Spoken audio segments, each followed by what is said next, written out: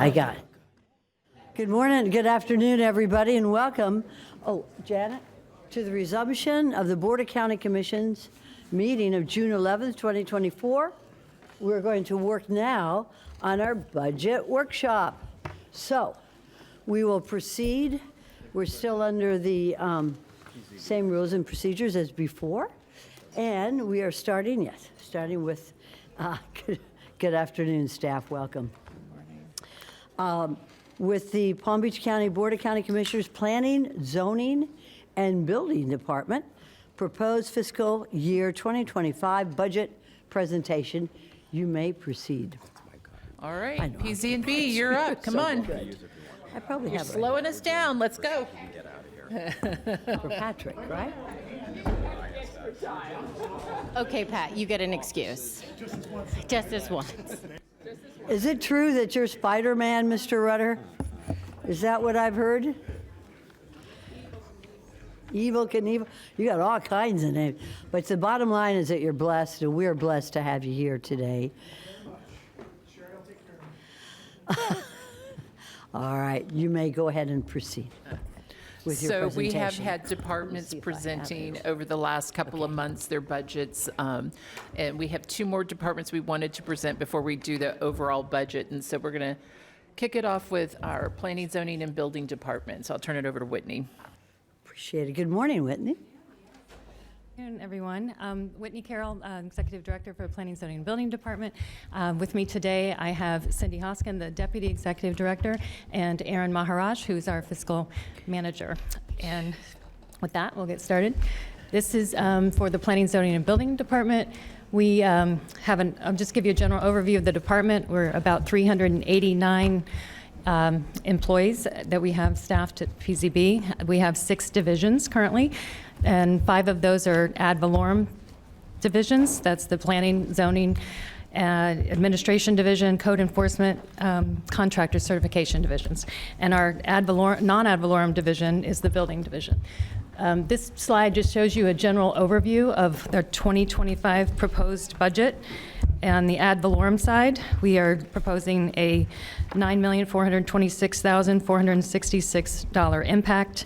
We have 158 funded positions. We're not asking for any additional positions on either any of the. Whitney, could you pull the microphone a little closer to you and talk a little slower? Okay, sorry. I know you have a long afternoon ahead of you. So we are not asking for any additional positions, but we are asking for an additional $100,000 as a supplemental request. That is going to go to our Code Enforcement Division for certified mailings. That is our only request for the upcoming budget. May I just interrupt you there for a minute? You said it's going to code enforcement, and I didn't hear for what in code enforcement? For certified mailing, we underestimated the certified mailing that we've done in the past. So we've We've been under budgeted for that. So we're just asking for that to make that shortfall up. Mm-hmm. Thank you. Okay. And then for our building division, which is a non-ad valorem division, those funds are restricted according to Florida Statute 553. We have proposed a balanced budget of $75,759,714, and there is currently 229 positions in the building division. This is a general change summary to show you what the difference between the 2024 adopted budget was and what we are proposing for 2025. And that is a net change of $327,231, and that includes our supplemental request. This is our allocation summary of our department overall. It shows it basically gives you a breakdown of our expenses and our revenues for the 6 divisions. This is our position summary over the past 10 years. In our ad valorem side, we've increased for over the past 10 years by about 15 positions. We're at 158 there. And then the building division, we've increased by about 112 positions to keep up with demand. And we are at 229 positions in the building division for a total of the 387. This is a 5-year summary of where we've come, excluding the building division. Our current proposed budget is it shows you again where we've come over the last 5 years. We're at $9,426,466 as our ad valorem impact. This just gives you another slide showing some of the allocation of where the funds are allocated within the within the ad valorem divisions. And I'll just summarize the divisions within the department. The administration division is our centralized support system for personnel and fiscal matters. They manage the fixed assets, the policies and procedures, our facility maintenance, the collection of fees, and contracts and records request. As you can see, we have a negative impact for fiscal year 2025, and we have just one position added, but it's just an internal transfer between divisions. Our soon-to-be code compliance division uniformly and consistently enforces the Palm Beach County Code and ordinances and land use regulations. They help to protect the health, safety, and welfare and the quality of life for residents, businesses, and visitors. They investigate, validate potential violations based on citizen complaints, referrals, and field observations. And they're a valued partner to Palm Beach Planning, Zoning, and Building divisions and other county departments and agencies. They do ongoing community outreach and education programs. And as you can see, they have a proposed proposed net ad valorem of $2,453,407 and no positions requested. Our contractor certification division processes and approves and renews county construction industry licensing applications for over 40 construction trades. They investigate county-wide licensing violations for unlicensed and unpermitted activities based on consumer complaints, industry, intergovernmental referrals, and county-wide field audits. They support the building division by registering state contractors in conjunction with the permitting processes and investigations. And they support the Construction Industry Licensing Board. We are requesting $719,950 as an ad valorem impact for that division. The planning division implements and updates the comprehensive plan. They generate plans and studies and reports. They provide planner on-call services. They're responsible for public hearings with the board, with you all, the Planning Commission, and the Historic Resources Review Board. They're responsible for the Workforce Housing Program and the Transfer of Development Rights Program. They monitor conditions of approval and processes and annexation requests. They provide GIS, data, and mapping services, population modeling, census support, that type of thing. Their net ad valorem impact for fiscal year 2025 is $4,115,734. And the zoning division, who you're very familiar with, processes, reviews, and coordinates with county agencies and special districts on zoning applications for development in unincorporated Palm Beach County and compliance of land use regulations. They have public hearings here with the Zoning Commission. They manage land development regulations within the Unified Land Development Code. They provide planner on-call services to the public and other services, including business tax receipts, signing off of those, liquor licenses, and zoning use verification and confirmation letters. They manage and implement the landscape code, including reviewing and approving permit applications for issuance of landscape permits, temporary vegetation barricade permits. They have a net ad valorem impact for fiscal year 2025 of $2,683,424. And this is the division that we transferred a position from. So now I'll go into a little bit of the building division. This is our non-ad valorem division, which is their funds are restricted according to Florida Statute 553, and the proposed balanced budget is $75,759,714. Our building division ensures life and property safety in the built environment through consistent enforcement of the Florida Building Code and the federal floodplain management regulations as adopted by the county. They enforce regulations including the Florida Building Code and the National Electrical Code. They participate in the code development processes at the state and national levels, ensuring current building codes are relevant to our community. Reviews construction plans through inspection of construction, and ensures the finished product is in compliance with required standards and regulations. They ensure the effective enforcement of floodplain management regulations necessary for federal flood insurance, mitigation grants, and federally backed mortgages countywide. This is a snapshot of our building division capital projects that we have in the queue. Proposed for fiscal year 2025 is $68,485,975. And as you can see, we have several projects that are allocated for funding and moving forward this year and in the coming few years. And with that, I'll say thank you for letting us present. And if you have any questions, we'd be happy to answer them. Thank you so much, Ms. Carroll. It was very informative. We're going to start with our county administrator. Well, I'm sorry, Commissioner Baxter, we'll start with you first. Sorry. Thank you, Mayor. Thank you, staff, for your presentation. Few questions. You said you're not adding or removing any positions from the building department. I guess, is your focus going to be to fill the current positions that are available? Yes, definitely, yes. Amazing. And do those positions have minimum, maximum amounts to them? You mean the range of hire? Yes. That we can hire at? Min and max, yes. And within those ranges, what is your discretion? Well, it depends. If it's a new hire from the outside, then I have up to 10% that I can authorize.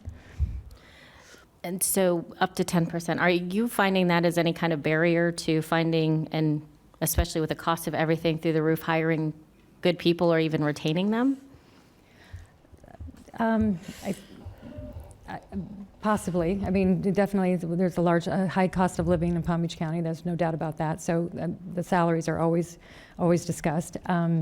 But there have been instances where we've had to ask for additional beyond that. And, we've had the support of county administration to move that forward in most circumstances if it's, justified. So, yeah, but of course, yeah, cost is always a barrier. How many positions are currently open? 76 76 positions are unfilled? in the building division. 74, I'm sorry. Oh, we just got 2 more employees. And how many were there last year that were open and Last- Did we have that in the position summary? No, it's probably roughly around the same, 70 between, we've been in the last couple of years fluctuated between 60 and 70, 74. I mean, is this normal? I feel like there's been this like plateau of not being able to get people in, and I'm wondering, are there changes that need to be made? We've looked at that, and we've got some, incentive type related things that we're talking to county administration about. We've gotten their support pretty much anything that we've asked for, but some of the things is that we are competing with industry. We're competing with, outside areas. We've got private providers that are out there doing their work as well. We've got contractors. It's a tough market, to retain and recruit. So we've actually just made an offer to someone coming from California, and our cost of living probably is pretty enticing to that person. But yeah, we're marketing everywhere through our national trade associations, things like that. So. I mean, I'm sure it's a tough balance between we can't compete with the private market. I don't dispute that. I've heard it several times since being here, but also now we have expedited permitting that's been passed by legislature. Right. We have this, these huge burdens, and I would say the number one complaint, my office gets all leads back to The building. kind of you guys, unfortunately. Yes. And I don't take that as, on you, but necessarily on 70 plus open positions. I'm sure everyone feels overworked because that seems like a lot of workload that could be shared. And so I guess what I'm looking for are possible solutions. And one of the things we're working on is getting our accreditations through IAS, and we're working with other municipalities, like other jurisdictions that have that accreditation. That's just working on internal efficiencies that we can do to improve what we're doing on a daily basis, where you can do more with less, type of thing.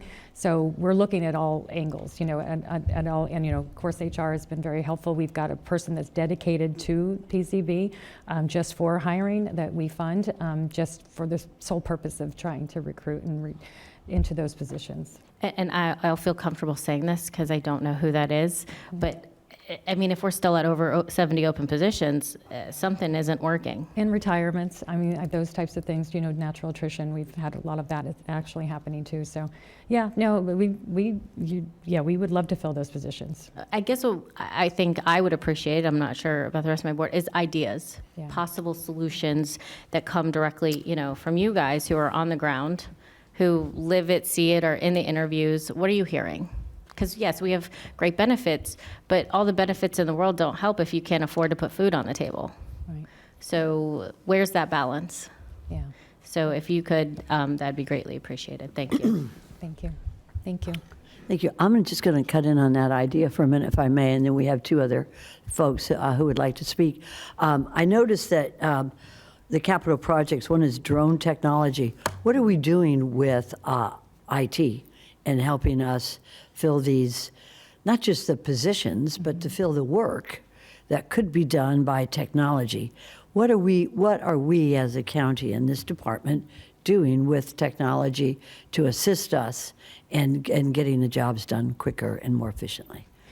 We actually have, and I think Archie's actually going to speak to that a I need you to little bit. speak louder so everybody can hear you. in the I back. believe actually Archie might speak to that. He has this, I think, a slide on just PZB. We are doing a lot as far as technology is concerned. We have a technology consultant that we're bringing on board. That contract will be before the board in July. So that consultant is going to come in and give us a true needs assessment and an evaluation of where we can improve on not only technology and efficiencies, on helping service the customers better, helping our staff do a more efficient job as well. So we're reviewing all aspects of everything that we can. We're going to have them look at anywhere we can improve. Just to take pictures of fences or items that are not, some folks think are not in compliance, is a lot more cost effective than sending a guy out in a truck, halfway through the county. So Well, the drone is just specific to damage assessment. We don't have $50,000 for damage assessment on drones. Yes. Are they crash and burning, or are we not buying the right ones?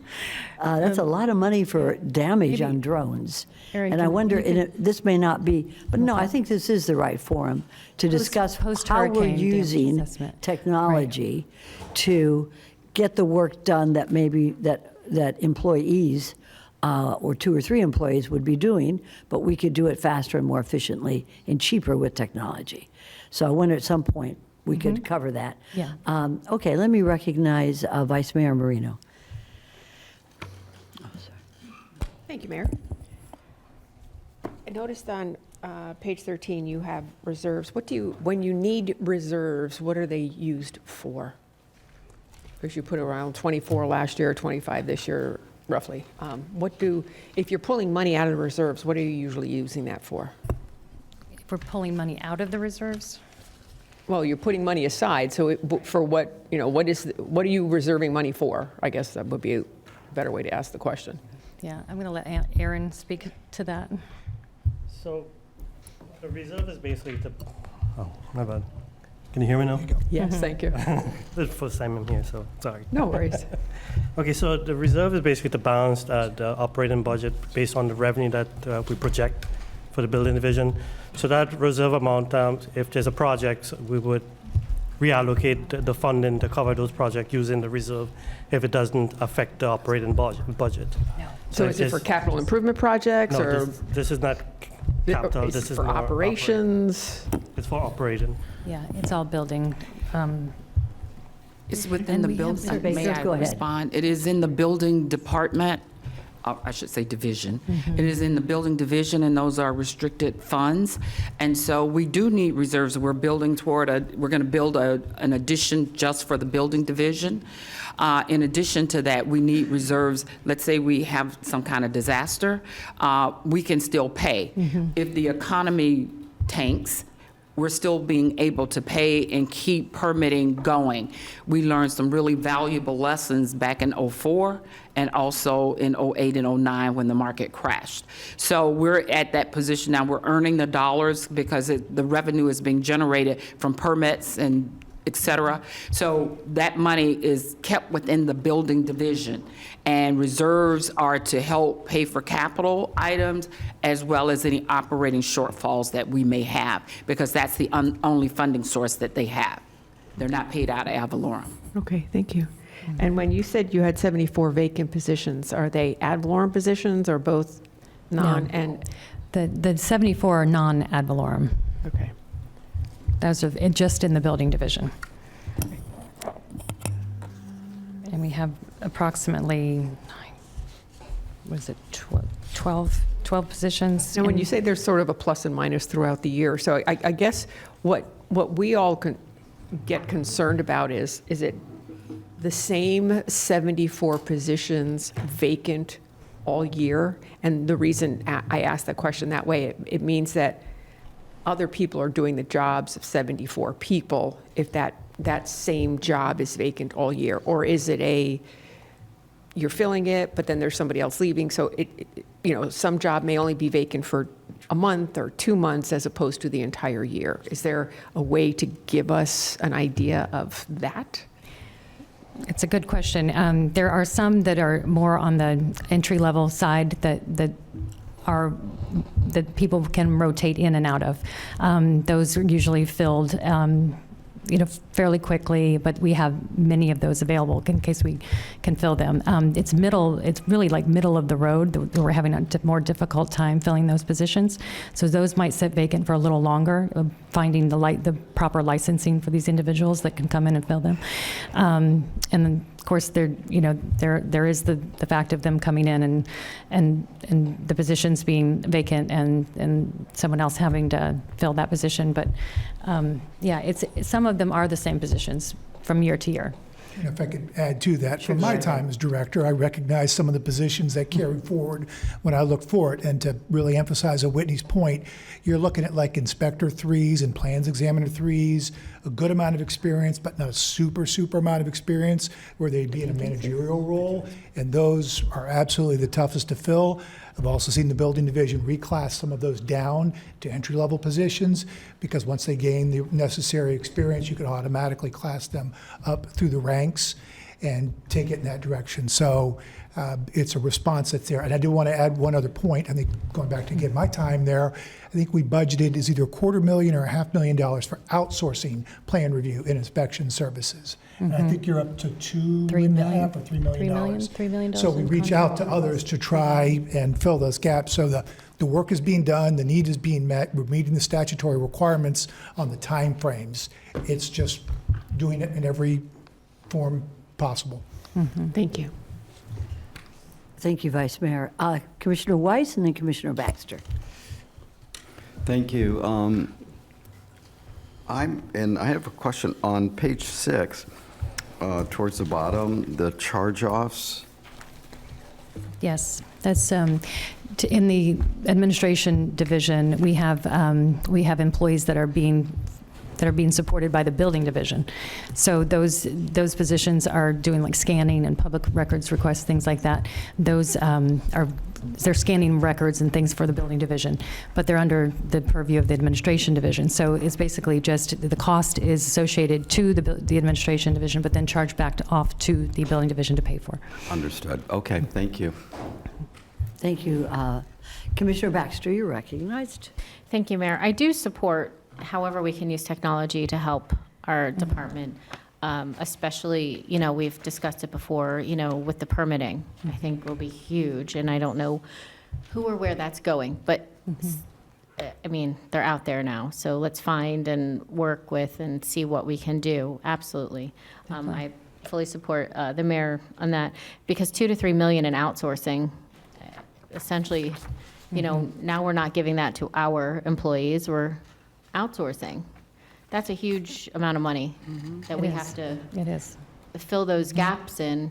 And lastly, I have a question. Do we have any, where we work with some of the colleges or vocational schools that, we allow them to work here at the county as not, I don't know, an intern or whatnot while they're in school, but while they're in there so that, We have an apprentice program that we actually have been heavily engaging with Palm Beach State recently. We've been actually Michael Gogger, who was here earlier, and some of our folks had gone to a recent graduation just to talk to them about encouraging them to come to the building division, do an apprentice program, let us pay for their licensing, let us get them licensed and have a career with the county. We're always doing that type of outreach too with those the industry or the university partners. Yeah. So we have a program, say if they work for us for so long, we'll pay off what they spent on schooling. Right, yes, yeah. We have, I mean, the county has the tuition reimbursement, but in the building division, we have the, if we will train you, we will get your, help you to take the test and give you time to study. And then once that's, there is an obligation to, give back, 2 years or something like that. And then at that point, you can do what you need to do. But yeah, does that answer your question? Yes, it does. Okay, Thank you. That's a great program. Yeah. And I it think is. that we need to tighten up when it comes to funding for the work that we are directed to do by statute. The biggest complaint that we get is that you're just not working fast enough. And you can't work fast enough if you've got so many vacancies. So I'd like to ask you, and I know you're already going to do it, is to give us a report on how technology is helping you perform your duties in an efficient way, and what we are doing with regard to getting very, very fine staff employees in. Okay. And I know that we have some fine universities here, and so I just would really like to get a report on that, because I think you do everything so well, but you just need more hands on deck. And if we can use technology to help us save that money and to do things efficiently, I'm all for it. I'd like to hear that. Okay, we will do that. Absolutely. Any other questions or comments at this time? See none? Well, thank you very much. Thank you. Thank you. Thank you for being here, Mr. Rutter. Now go home. Yes. Carefully, walk carefully. Very good, okay. I believe the next one is Information Services. Information Systems Services. If the staff could come forward, we'll get some information. Oh, good. Whew. Good afternoon, sir.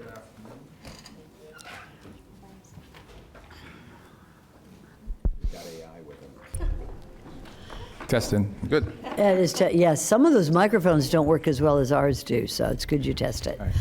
All right, you go ahead. Good afternoon. Identify yourselves, and you may proceed. Good afternoon, Mayor, Vice Mayor, County Administrator, and the rest of the board. My name No, is you do Archie need to Satchel. I'm pull the that Chief closer in. Information Officer for ISS. Good. If your put it information, sir, closer. we got to hear you loud and clear. All right. That's better. Maybe.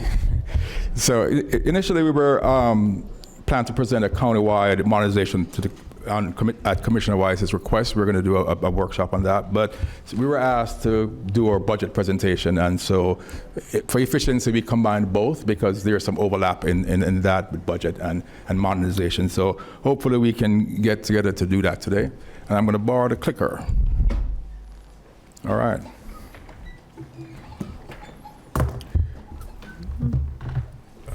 So, the order of our presentation today, I'm going to do a brief overview of the department. We did one in August, so I'm just going to do a brief one today.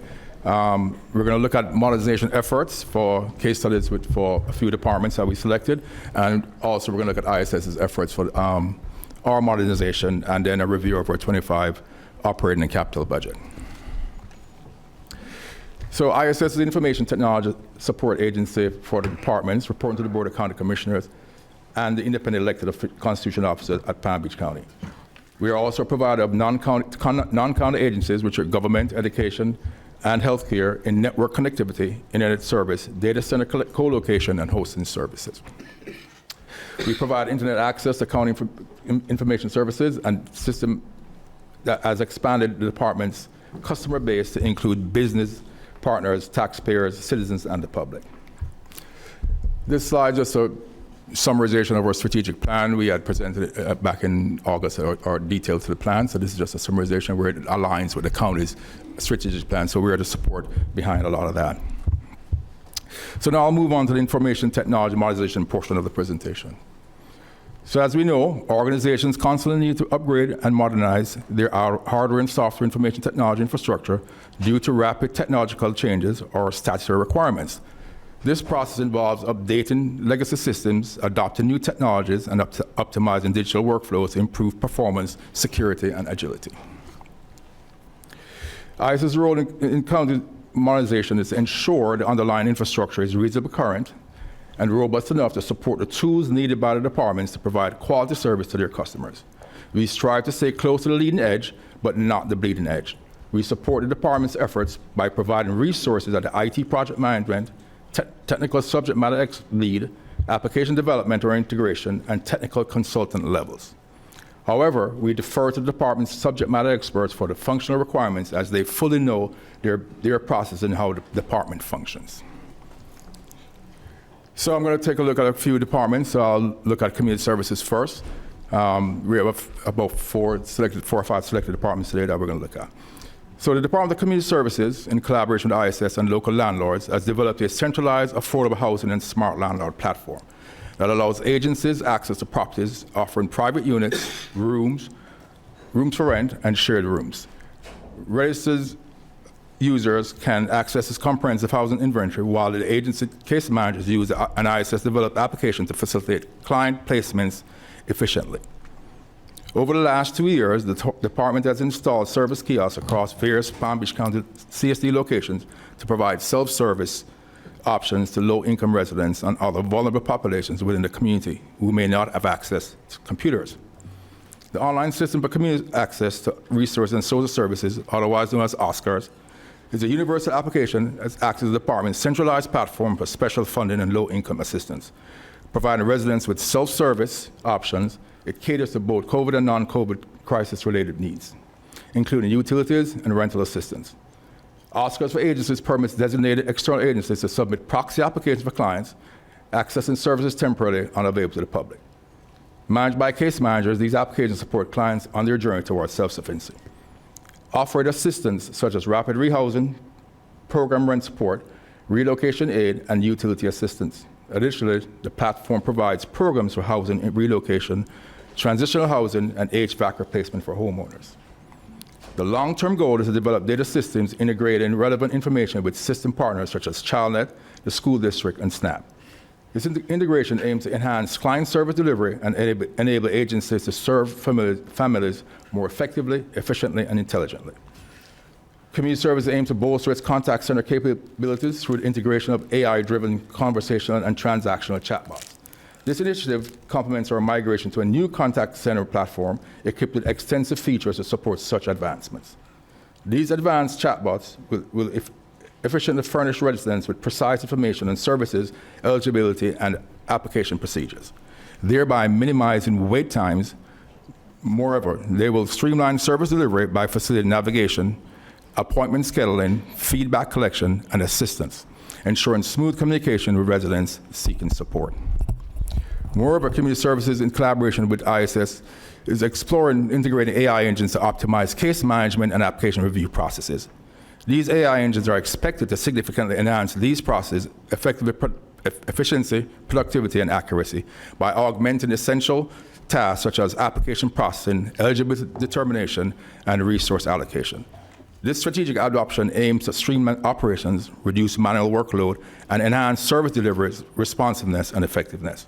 As part of their future plans, Community Services is undertaking a GIS analytics project to revamp their portal for caseworkers. This initiative aims to elevate service coordination and response times by providing supervisors, managers, and citizens with accurate real-time location data for field staff. Additionally, the project seeks to optimize resource allocation. So that's Community Services, and we'll move on to Engineering and Public Works.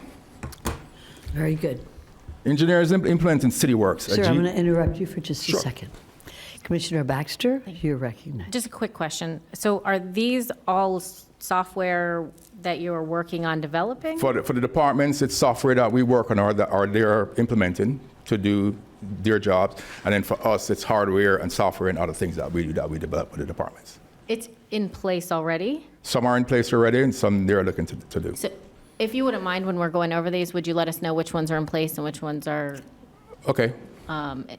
in process, please? Okay. Thank you. Thanks. So, well, engineering is in process in CityWorks. It's a GIS-centric asset lifecycle management system at the department level. It provides reliable infrastructure for permitting and construction to operation, maintenance, and replacement. This implementation aims to reduce paper and eliminate or reduce the transfer of information, resulting in better data accuracy. It also replaces current standalone systems and combines the functionalities of these systems into one pane of glass, and maintenance crews will also use it in the field. Another implementation is SafeWare, a new CCTV AI camera system for basketball bridges. This is just another tool for bridge safety and awareness. It provides visual and audible warnings when someone or something is in or enters critical safety zones that will be pre-designated. There are also upgrades to the connectivity for the L2 pump station and basketball bridges, allowing for remote monitoring and operations during regular and storm periods. For their stormwater activities, they are deploying CCTV camera, so this is something new that they're looking to put in, camera-equipped vans, stormwater inspection, and GPS mapping software, combined with pole cameras for improved functionality, integration, and streamlining. These are all new systems being deployed. These are all systems that are now being employed, sir. Yes, they are implementing these systems. So that intersection maintenance program is being used by our transportation Correct. division in terms of knowing when that all the lights will be maintained green during a certain time. Yes. So they're being deployed. So when Are I they go to through be it, yes, so, deployed, or are they being used today? so they're deploying them today. I'll go through and let you hear what they're doing today. No, I'm sorry, I don't understand. Are they, so they're going to be deployed in a while, but Yes. not today? So there's some that they're testing today already in certain spots. So I'll go through that portion of it. They are, and David is here. He can respond. No, They no, are it's testing okay, some. Mr. They're Ricks, it's testing okay. some already, and they're also looking to deploy in more areas. Okay. Thank you, sir. Okay. So the GPS mapping and pole camera implementation will eliminate staff entering confined spaces for inspection and improve functionality for inspecting and verifying troubled issues such as blockages or failures. It will also provide a means for many users to record and review various outcomes, creating better efficiencies and incorporating a GIS database for inventory and tracking. Traffic engineers looking at new transit signal priority, emergency vehicle preemption, adaptive signal control, traffic data, and advanced video vehicle detection systems. So they're looking at those as new systems. The transit signal priority system will help Palm Tran buses stay on schedule by adjusting traffic signals, timings along their routes, reduce travel time, and the number of stops. The emergency vehicle preemption system will help emergency responders reduce. Sorry, it's just some medication that makes me sweat, so don't it's worry okay. about it. Do you have a napkin? No, I'm good. It's okay? It will stop in a second. The emergency vehicle preemption system will help emergency responders reduce their response times, improving their ability to save lives and property. The system adjusts traffic lights to give fire trucks and ambulance the green light as they approach intersection. The first phase deployment on US 1 is currently under procurement. So they're procuring this first phase on US 1. The adaptive signal control system detects approaching traffic before the intersection, allowing to recalculate signal timing limit splits based on live demand. The result is reduced congestion and travel time. Engineering and Public Works is deploying one of these systems on Hood Road between Alton Road and alternate A1A. So they're starting to pilot and test these systems. They use traffic data collected by providers for the traffic data system. These systems gather probe data from vehicles equipped with dedicated transmitters. With a penetration rate of about 25% in Palm Beach County, the data is highly accurate. This information helps staff identify and fix signal timing and coordination plan deficiencies. Thanks. In advanced video vehicle detection, those systems evaluate the operation and accuracy of new hybrid vehicle detection technology. These systems use both video and radar technologies to enhance accuracy and reliability. Accurate vehicle detection is crucial for optimizing traffic signal performance. So engineering is testing 3 products, one at Okeechobee Boulevard and Rosemary Avenue, another at Forest Hill Boulevard and Olympia Drive, and one at Hood Road. I'm going to move on to Parks and Recs. If there's any question on engineering, we could probably go with that. I don't have it. No, sir, thank you. Parks and Rec is embarking on improving and adding additional technology to their business process and functions.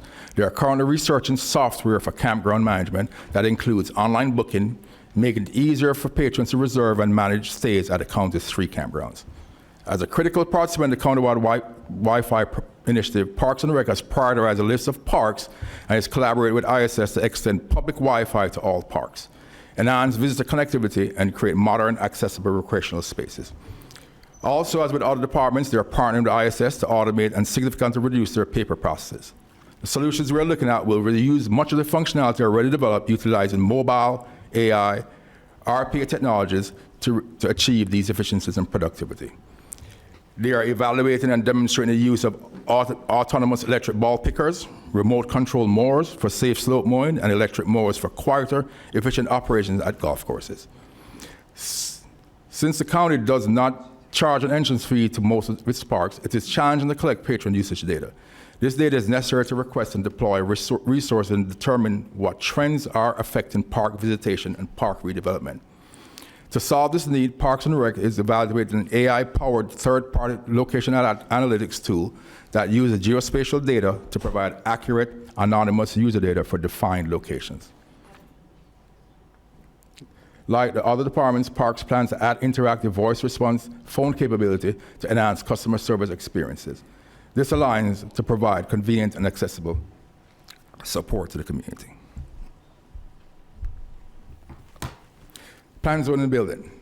Over the past few years, they have introduced the electronic plan review portal to streamline their processes. Launched in 2020, this portal facilitates electronic submissions of permit plans and their routing to the relevant agencies, seamlessly integrated into the existing EPZB system. The Video Inspection Pro service offers an on-demand video inspections for various residential projects, including re-roofing, AC and water heater installations, and solar panel setups. These inspections occur on-site, facilitated through smartphones, enabling direct communication between contractors and licensed inspectors. Notably, this service is provided at no extra cost, delivering significant time and cost savings for the residents. With the inspection tracking feature within the EPZB system, users can conveniently access the inspector's current itinerary for the day of the inspections. This functionality allows real-time visibility into the inspector's schedule for enabling better planning and coordination for all involved parties. As with any modernization ever, PCB is reviewing its current processes to identify areas for improvement in efficiencies, productivity, and streamline. Some of these initiatives to assist with customer services are implementing chatbots or other routing tools, upgrade the website with more online information and processes, integrate kiosk functionality within all PCB divisions, modernize the online portal system for all applications, and look at interactive ULDC and comp plans and maps, and integrate additional features with GIS. So they're looking at these functionalities that we're going to look to add to the existing EPZB as they go forward. So we're looking to add a lot of these upgrades to the system. Hold on just 1 second, sir. We have a question. Commissioner Baxter. Well, questions for you, but also the board. So I was looking through this, and I have to tell you, when we go down these lists and you're speaking, retaining everything you say. It's a lot. It's a lot. So I would greatly appreciate if we could, because you've already listed them out beautifully, maybe give us a list in an email with the explanation of what you're going through so thoroughly, you know, with the date you started working on it and then expected completion dates of the software.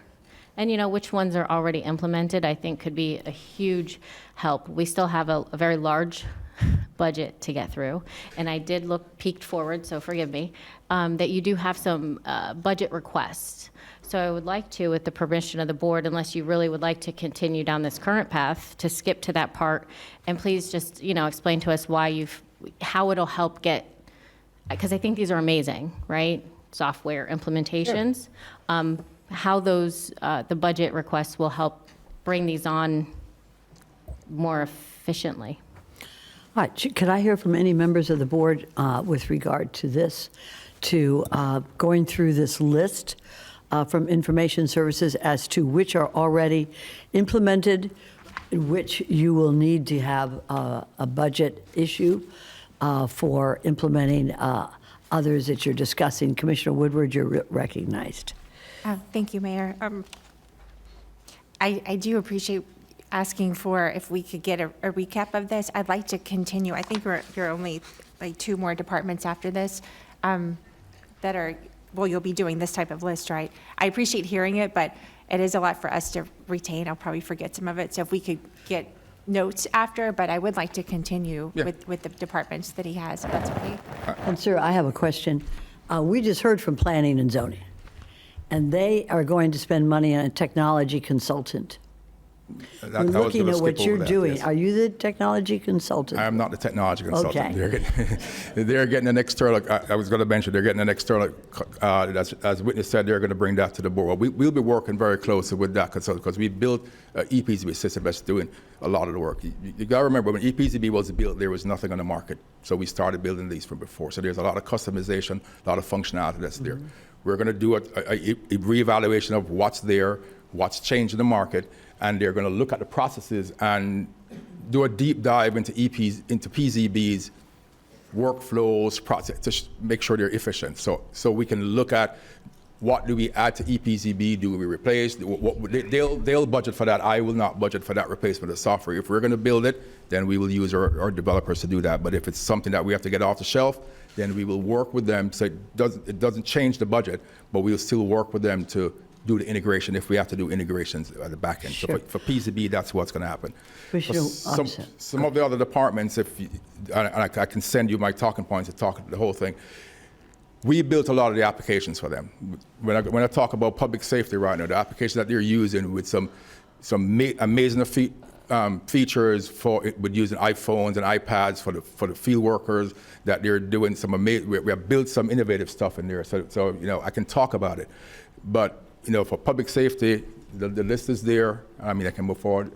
For all these applications, if we could, let's just, we built these. let's stick on the topic of PZ and B, and there's a couple of lights on. My issue really is what are we using today, and the different departments that you've covered, and what are you working on for tomorrow? So before we get into that, let me ask Commissioner Woodward. You have a question, and Commissioner Weiss. I did, because I think with all of the technology that you're going on with the previous ones, and this one, and planning, zoning, and building, obviously comes to us a lot. And there's two sides of this one, where it's how the public or the contractors or developers, how they interact with the department, but also how we interact when we have to make decisions. And that's kind of been one of my questions before on us as a board. When we have to vote on zoning or comp plan amendments, we need better information and a different type of digestible information for us. And it was a conversation I'm planning to have with you soon on how we start putting some of this together with the different departments, just for, Vice Mayor Marino had brought up a global, kind of, you called it global something. I don't really remember global, but, so that way we can kind of piece all of these together. And, we have our AI expert here with you. And how do we start putting all of these different ones so that we can use it, but also how can it be used by the public? And global strategic plan, yes. Global. So global, countywide, and there's discussions to be had. There's work happening south of us in Broward County that I hope to talk to you about really soon. But this stuff is happening, and you have a lot of great stuff in the works. But it's how do we integrate it for our purposes as the county and policymakers, but also a separate way. How does the public use it as well? If that makes sense. Okay, so just to answer that for a question, all these things that we're looking at, especially with PZB, and in my talking points element, Commissioner Weiss said it very well the other day. When we're looking to modernize and integrate systems, you have to maintain the legacy system because it's not an overnight process. So we have to make these modifications to keep business going while we're looking at new systems. So we will not stop doing any functionality that's asked for. And it's later in my presentation, but I can speak to it now because it's important. We're doing what we call proof of concept to ensure things work with AI engines right now to look at how we can get to provide these information. We just did 4 use case proof of concept that we're looking at the results now to see if they work. I can't speak about it because I don't know if it works, right? So one is ULDC, one is looking at our website to see how we can scrape our website to get information and present it to the public in a user-friendly manner. That's what these AI engines and generative tools will do. So I'm looking at, I don't want to call the vendor name, but I'm looking at a vendor, it's a large vendor product that they were willing to put their money up to do these proof of concept without us paying for it. So we went with them to look at that. So the point being is that we're looking at all, and I'm mostly looking at, we're investigating, we're testing, we're trying to ensure that we can put products in to get what you're looking for, to get this, and I use the term one pane of glass. We're working with county administration to look at an open data portal right now. I've actually scheduled a meeting with Montgomery County, and they're busy right now with their end of year, but next week to look at this, because Ms. Baker had come to us before saying, hey, we need to put this our portal together whereby we can get to the information. We have built numerous dashboards that I was going to show today if we need to do it that. We're building dashboards with the departments, community services, housing, PZB. We're building these dashboards that they can get you this data that you need. And then we're going to put that in as Vice Mayor Marina said, in a global portal that people can get access and download the data like Commissioner Baxter has asked for. They can download data, they can see these dashboards that we're building that they're using in the departments to provide you the information. We're working with the clerk of court to do that too. They have data that we need, financial data that we need, and we're working to put that out where we can put it out. But we have to vet the data. We have to make sure it's right. So it takes a while because you don't want to put wrong information out there and have to retract it. So we spend the time to look at that data and work with the departments and say, is this correct? Because this proof of concept with ULDC, we told them we have to get the PCB department to see your result to tell me if it's right, because I'm not the expert, Amit's not the expert, nobody's the expert except the folks in PCB. So they have agreed to extend it so they can see it. So whatever Broward is doing or any other counties, we're doing the same thing, but we tend to be very due diligent and cautious of what we do, because we're very security minded and very security conscious. And I'm just not going to compromise systems. So we always spend the extra time to do it right, to get it out there.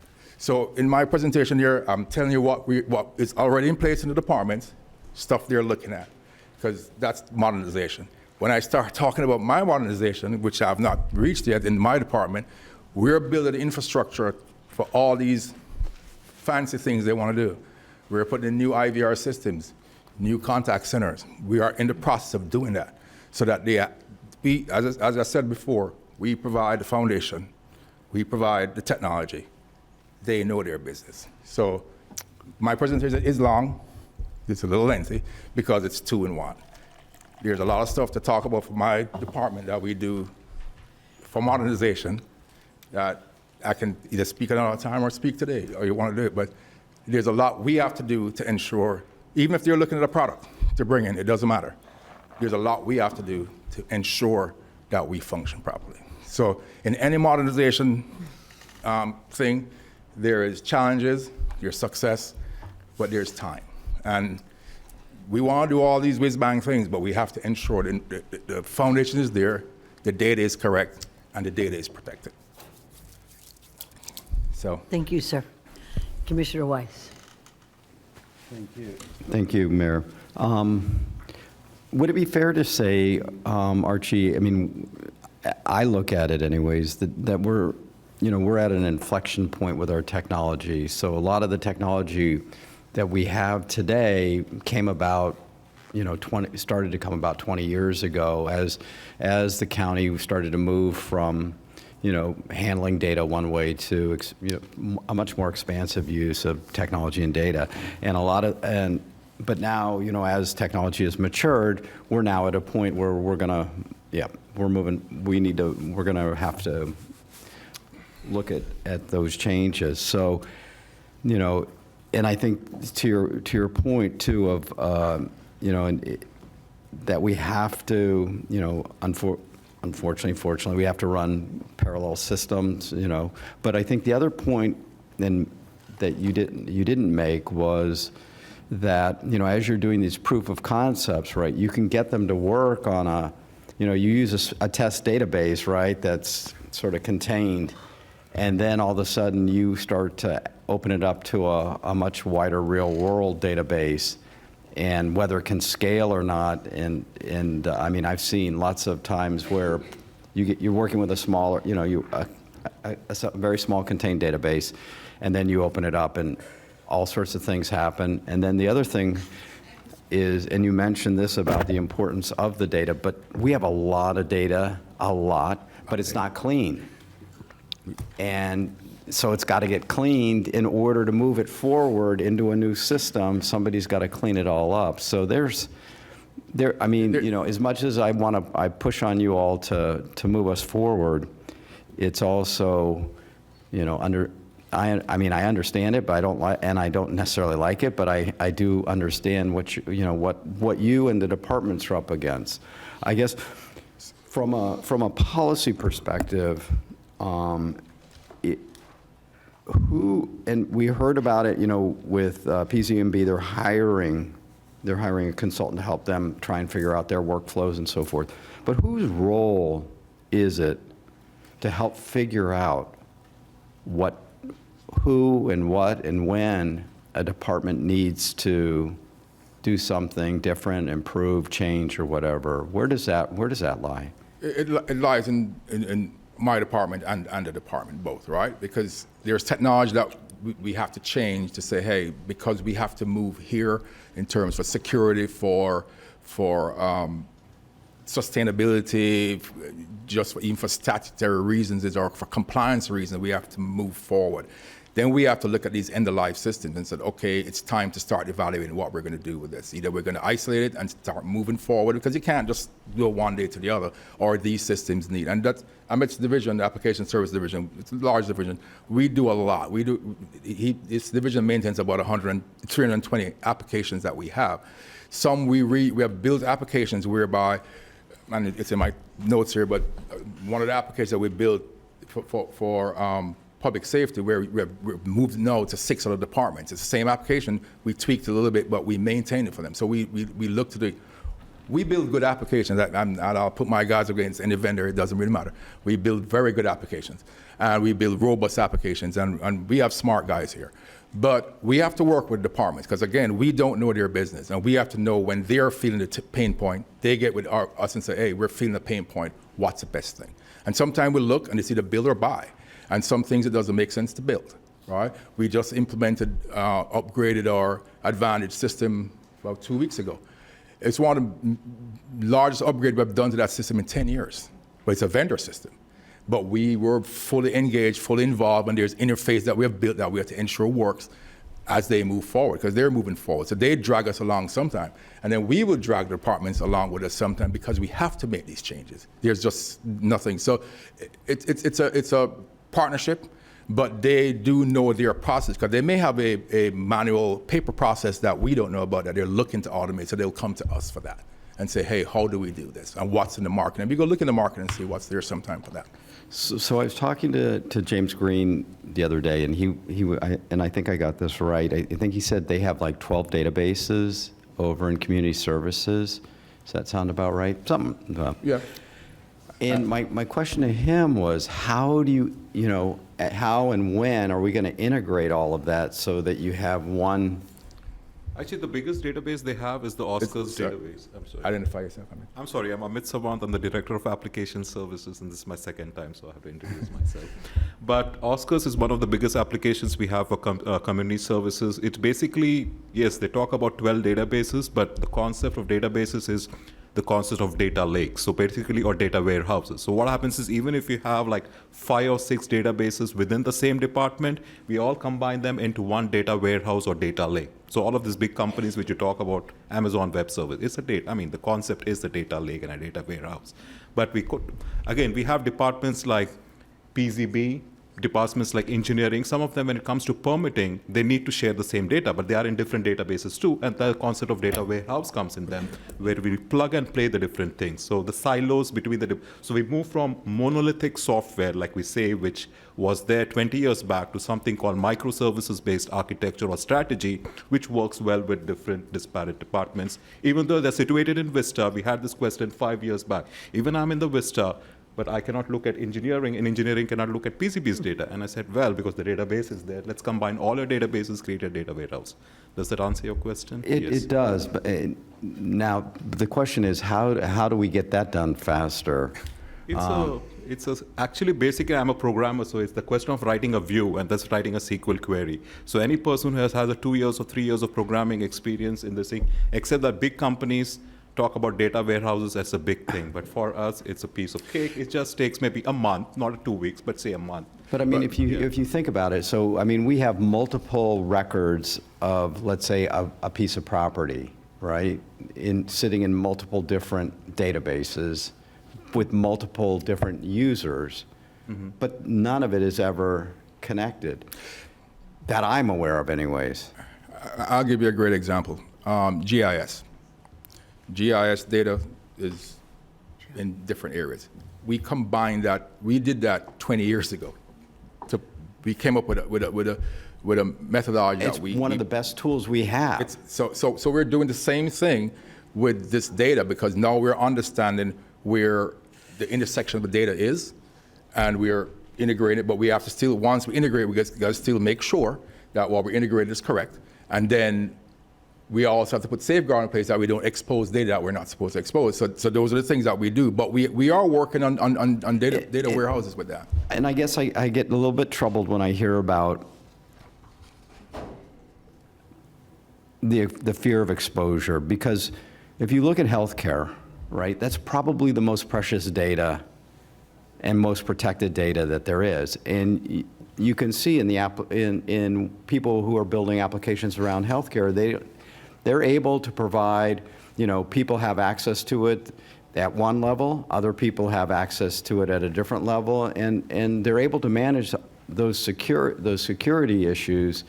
So something, as mundane as a permit and I know you can see it. I know I can go online and I can look on a property and see it, but I should be able to pull up virtually every other record associated with that property at one time that I'm allowed to have access to, of course. But that we end up with a system, so we're managing just one, really, right? We're managing one system for everybody. Different people have different views of it, but. So that's what I was saying. We're working on building this. You can see it come together all the way from HED and knowing where those affordable units are. At the same time, the case manager is looking at it over in community services to help, place a person there. I mean, all of it it's all there with that one property, and that's really sort of, I would hope the vision is that someday we get there. That's where that open data portal is going to be. That's Okay. where the vision is for that data. Also, when I spoke about community service, one of the things, when we build these dashboards, that's what we're doing. We're working with the different agencies, different areas, and we're giving the different people the view to that data. So as I mentioned before, case managers are now going to be used. We're building data systems, as I said, I use the word data systems, a data warehouse, that we're combining this data. So the housing thing, the landlord information is there, and HED, they know what community services knows what HED has. It's all there. PCB plays a role in it. They're all have a role in it. So we identified that, and we're working with the different departments to come together to put that together and say, okay, here we go. Because as we get this open data portal going, that is the key for that is to, okay, let's take this data and put it out there so people can get to it. And then I guess the last thing really is two things. One is security, and my understanding is that responsibility lies with your department. Yes. Although it relies on all of us. All of it, yeah. I mean, most security breaches come from human beings, right? Clicking on something they're not supposed to. That's what we know. But it's getting more and more difficult with AI now, both being able to impersonate, but also to find ways to get into systems that were difficult. Can you talk about what you're doing in the way of cybersecurity? And I know I'm taking you out of your presentation. I can move forward to cybersecurity modernization if you want, which is what we're doing from the departments. So we're looking at deep learning. We're implementing tools to do that. We are looking at security fabric, and my CISO, Tina, is here too. She's my Chief Information Security Officer. But we're looking at security fabric. We're looking at user behavior analytics. We're all putting our tools together so we can look at that and get alerted very quickly. One of the biggest data lakes that we have put together is our logs, and I was going to mention that we have put the logs together because we get public records requests on that. We get certain things. The FBI wants it at a certain time. Law enforcement wants it from a certain period. So we have to keep that data around and keep it secure because there's other information there that we don't want to let out. But we are putting, like we're looking at an identity fabric that we're going to put forward so we can do what you just talked about, people to ensure the access to the data is maintained. And, we talk about data access, but for me, I have to tell one of my provider to allow this other provider to see my data. If I say no, they can't do it. GDPR from Europe, we have to be careful with that so we don't break any law. So those are things that we're looking around with cybersecurity to help us to do that. So we're doing a lot. And cybersecurity is not, for us, is not just around how we protect the inside data, but in Mike's division too, there's a lot that we do for cybersecurity in terms of the network security. So we're implementing tools to do that. We have looked at the top players, and we keep modernizing. That's when I go into my budget and we talk about capital. That's where we get our capital funding goes around security, hardware, and software. That's what it is. And the software is not what I build for departments, but software that I use to help protect and provide services to the department. There's a lot of software that we have to buy. So we're doing a lot of things with Gen AI. The fact that Gen AI now can do so much, but try to break our security. They have access to the same tools we have. So Gen AI can, and so we are doing everything to protect against that. So we are putting in new intrusion scanning, new edge computing things to keep things out. So that's where we're spending our capital money. That's what we do. Renewal and replacement of our infrastructure to ensure we get robust security as a forefront to everything before we do anything else with data. And with security is our top priority. And lastly, is there any work going on to have a real customer relationship management system? I know you say real, and I know what you mean.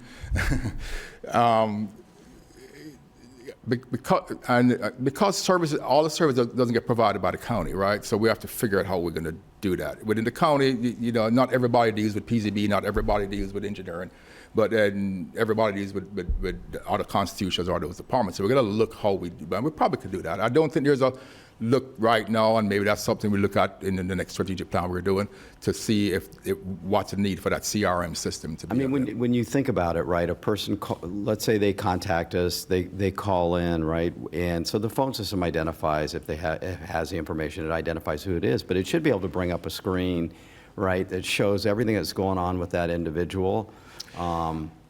They call into our office, and then we've got to start over, or they're calling into another office, they're starting over, all getting the same information each time from this person.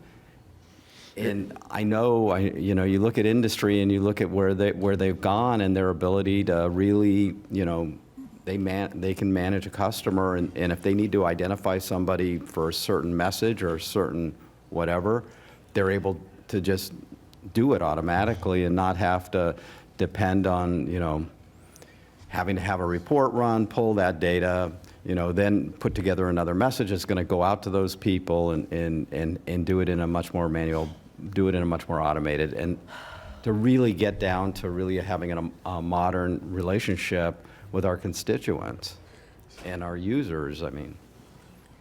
I've been here a very long time, and we tried doing this when I was just a little pup. When I was a little pup programmer. Dream of mine? It's been going around, and the issue is just a person doesn't have this one identifier that we know that you are Archie Satchel, because there could be 5 Archie Satchel, and there's no one identifier to any of our system that says that, because we don't keep social security. We don't track it that way. So until that effort is there, and then we got to do it with all the constitutionals plus the county, and we got to be able to do that. It was a project, I want to say 25 years ago, if not more. I'm here 33 and a half, so it could be more than that. I was a young pup when we were working on that. And it just never went because we could never get that one individual. So maybe it's something now again to look at again, but they try to look at it. I think I could still find paperwork on that if I'm not mistaken. Thank you so much. I appreciate it. Thank you. We have a question now from Commissioner Baxter and then Commissioner Woodward. Hi, thank you, Mayor. Couple questions. So of all the programs and software we're trying to update, and I understand we have different issues. You know, we have both sides of it, the internal side, the external side, putting things in a small box to what Commissioner Weiss had said, or in a localized area, once you open it up, could be even more issues. There's so many facets to this. Do you have a priority list of which projects, which items you are trying to do or complete first? So two things. To go back to Commissioner Wise that you just mentioned a while ago. When we do a proof of concept, that's what I call a proof of concept. Then we try to go to a pilot after that. What's called a pilot, then you got to pay for it, but it's a pilot to start seeing, okay, how robust can we make this? And that's where you may run into bottlenecks and you find out, okay, this thing is not going to work. Because the proof of concept says it can be done, pilot says it's going to work. But you got to pay for it. No vendor is going to come in here and say, we're going to do that. For priority, we have all these departments, and everybody's got work to do, and you guys give everybody work. So my resources get shared amongst the department. And no, some departments says that, they have dedicated resources, and they have some dedicated. They don't get all, because I have limited resources. I don't have unlimited resources. But we try to prioritize in every department. Now, if the board or administration says this is a priority, I'm going to take COVID, for example. I pulled people, okay, let's get what we need done. Some things go on the back burner then, because this is a priority that came from the board and came from Ms. Baker that said, this is what we're going to do. So we get the minds together to get it done. Now, we use our repository to put things together fairly quickly to get it done. And if I was to go through my thing, we're looking at newer development technology, which is called no-code, low-code, that gives us about 30 to 40% more efficiency and turnaround time. So we're implementing that. I just had a meeting with a vendor last week to implement this tool, so we're going to look to do that. And then that will get us to meet some of these priorities fast if we have to develop it. Now, even if you buy a product, implementations can still take a year and a half. It can still take a long time to do it. So I prioritize everything. Everything can be priority one, but it depends on what the direction is from the board or administration that we said, okay, this is where we're going to push some more effort. Or the departments really have a pain point that we try to accommodate and get them. That's where I use, when I talk in my budget about contractual services to bring staff in to augment to get things done. I guess my concern is that technology is so fast growing. Changes. And there's something I've heard several times since being here is that government doesn't do anything quickly. I've only heard that, a few hundred times. And so my concern is that with your limited resources, and I leave that to the experts, but with that in mind,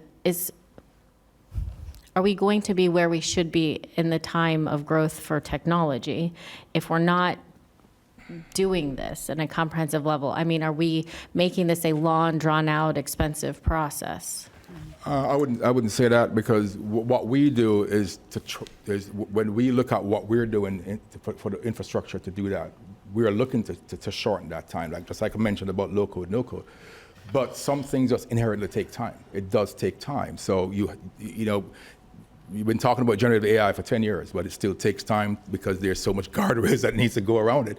Well, not 10 years, but a little short. But there's a lot of guardrails that need to go around it. And every day you're hearing, well, this change and that change.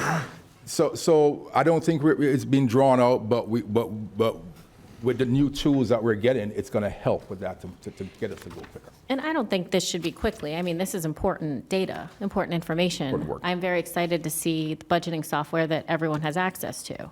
I mean, that'll be phenomenal. I think everyone will love that. But we do need to make sure the information is accurate and correct when it's put out there. I will just say, I would like to see us maybe set some goals from year to year so we can kind of see if we're meeting them. How much progress have we made over the past year? Are we getting closer to some of these departments? Instead of just speaking about this in the ether, some tangible goals to be met would be, I think, great. So those I would really appreciate if we could do something along those lines. Let's set some realistic goals of where we would like to be a year from now. And so I think that would just be very, very helpful. I love the idea of, I think all of us have said the ULDC and prioritizing that over and over. So that's amazing. as well. Yeah. So I just want to thank you for Yeah. everything you're doing, you've done. And I look forward to seeing where this goes. And, you know, we hear the board loud and clear, too. We hear it. We hear it when you're in meetings, and we hear because we sit and we watch, even though it's a zoning meeting and I'm not here. And the first thing we did with this proof of concept was the ULDC, was the first one we did. And when they came back and they were about 80%, we said we needed to be better. So, and they were squirming a little bit. I said, then we're not going to move forward because this is the key one. That if you can do this, and I believe you can do anything. And when they were here, when I left upstairs, they were trying to show some things that they did to improve that 80%. So when we go back, we're going to look at that. But we got to get PZB to look at it to make sure it's right. But there are certain things we ask for, just something user-friendly things that we ask them to do, that if you can do that, then we know your product as well. So we hear, and when we try to put infrastructure in place to assist the departments, because the departments is the one that they're going to set their priority based on what the board is saying. And then I'm going to be there as the service agent to say, okay, how can we get there together? And what do I have in place? We're putting in so much new things now in that we're doing for text-to-speech, for IVR systems where we can get the emotion of the person online. Just see, we can now, what the tools we're putting in will help us to use generative AI to actually interact with the person before they even get to somebody, so that it may free up that call taker to take more important calls. So the tools we're putting in have all these capabilities in there. But again, we budget, we put them in, we test them, we ensure the departments can use them. And Mayor, we will one more continue doing that. thing, if you don't mind. Sure, no, go ahead, And Commissioner. I'm just following up a little off topic, but on a previous direction. So where do we stand of, it was my understanding that, because we were still working on carbon copies for reimbursements. And so, yes. And so I guess, PZB, we have a pilot program out there for technology, and asking if other departments, including ours, could potentially be included in that pilot, maybe expand it a little bit. Okay, so we have built a online travel reimbursement system, but being the good neighbors we are, we use it first to make sure it's good, it's working. So we're getting ready to start rolling it out to other departments now. So we will we will look for volunteers, but we always anything we build that's enterprise. If it's an enterprise tool, we test it first. We always test it first. So yes, it's ready. It's ready. We are rolling it out to a few more departments. And how long has it been in testing? We started testing last. Yeah, it's in about 5 or 6 departments now tested. I think we started testing it. It's in production and it's being tested, but it seems to be going well. And whenever we give a demo of that application, we have departments who want to embrace it and adopt it in the next 2 or 3 weeks. So the rollout is also quick. It's just the departments, once they elicit a response, we deploy it to them as quick as possible. But 4 or 5 departments have already been using it, and it's in production right now. So that's what we test it. But when we use it first, and we get it to them and said, okay, you use it now, and let us know if it's working, if it meets your needs. And it will be coming to everybody soon. I'm going to hold you to that few weeks. Yeah. That's it. Thank But you. we will get that out. And again, just as part of my modernization, county administration, Ms. Baker is really, she gets me. She, pounds. Oh, she gets it. But a lot of these paper process that we have, it's been paper. Okay, we get through with it. She has tasked us to start automating these. So we're building these and we're automating them. So, agenda process, we're looking to bring the agenda automation in. We're automating travel. We're automating a lot of the paper ones, requisitions, we're rolling that out to some departments to test. There's certain things we're doing. We're working to look at other tools that we will be rolling out soon. Thank you, sir. Commissioner Woodward. Thank you, Mayor. Just to go back a little bit, I appreciate what you were saying about keeping the junk out, because, an AI is only as good as the information that it has to work with, which is why, I'm very interested in us having like a closed loop type of AI that's just ours, which means, as you said, with the different departments, they know best what answers they should be getting from these documents. So if we're putting in our information and it's not going out to the internet to ask its opinion, and it's just using, because there's companies right now that do that, where even there's legal services where it's just case law put in by American companies, and lawyers put it in and validate it, and then the AI does what it does from there, and they test it. I'm asking about us having something like that that's just Palm Beach County. So it's our ULDC, it's our zoning, it's our roads, it's our everything as becoming a part of that. And you're very much tasked with making sure that the right information and all departments are putting in the right information and then testing the AI. I mean, ChatGPT, thank you very much. I'm now a subscriber. But I mean, it's incredible, what it's capable of, just our little, normie version of what we're able to use, what we could purchase and have available to us that we close, and it's only us. And when I say only us, I would like to start there, but I think that we should consider the cities should also be a part of this, because as we look forward and, we make decisions, we are unincorporated and we border all the cities, or they border us. We have impact mobility that we have to come up with and enter all of these agreements. We're all very much intertwined. So having a county-wide that's, us, but then also all of our cities. And in the future, at any point where we have a zoning meeting or comp plan and we make a change, this is a living, breathing, whatever it is, entity that we're putting new information in. And when West Palm Beach approves another crane that's coming up, that gets added to it. So if it's our thoroughfare roads within a municipality that we're having to make decisions on, or it's a bordering area, Westlake is building what it's doing, or whatever, anything that's happening all around us, this is how we get a true global look at ourselves. But we have to put the information in. And I think we can start this and really get the cities to buy into this so that they're participating as well. And then when they make their decisions, Delray and Boynton right now share a road. One's on this side, one's on this side, and they can't come to an agreement on what they're going to do. It would benefit all of us to have this type of information, and even being able to run simulations for, hurricanes or whatever. The AI is It's it's endless. exponential, what's happening. We are at a weird inflection point, and I don't understand all of it, but I see what it's capable of doing. Even in Hawaii, they're mapping wildfires and what they're going to do with that. So all of those things, but we have to start with creating our own little bordered system for Palm Beach County, and it's our information. And that's where, again, security is important, but like you said, it's already happening out there, and they find ways to secure it. That's on you. I'm sorry, that's a big ask. But, having, and I don't know how we do this, but if we're using cloud technology or some sort of, because this is an enormous amount of data, and it would gobble up an entire floor of this building probably to store it. So, No. well, I'm talking if we add all of our cities into it and everything else. However, whatever that is looking like forward, but I think that's the direction we should be moving forward. And so it's something that AI can give us digestible information. You guys have to put in the right stuff. So, excellent point, and that's what we're doing, right? We're looking at when we do it, we're looking at two implementation.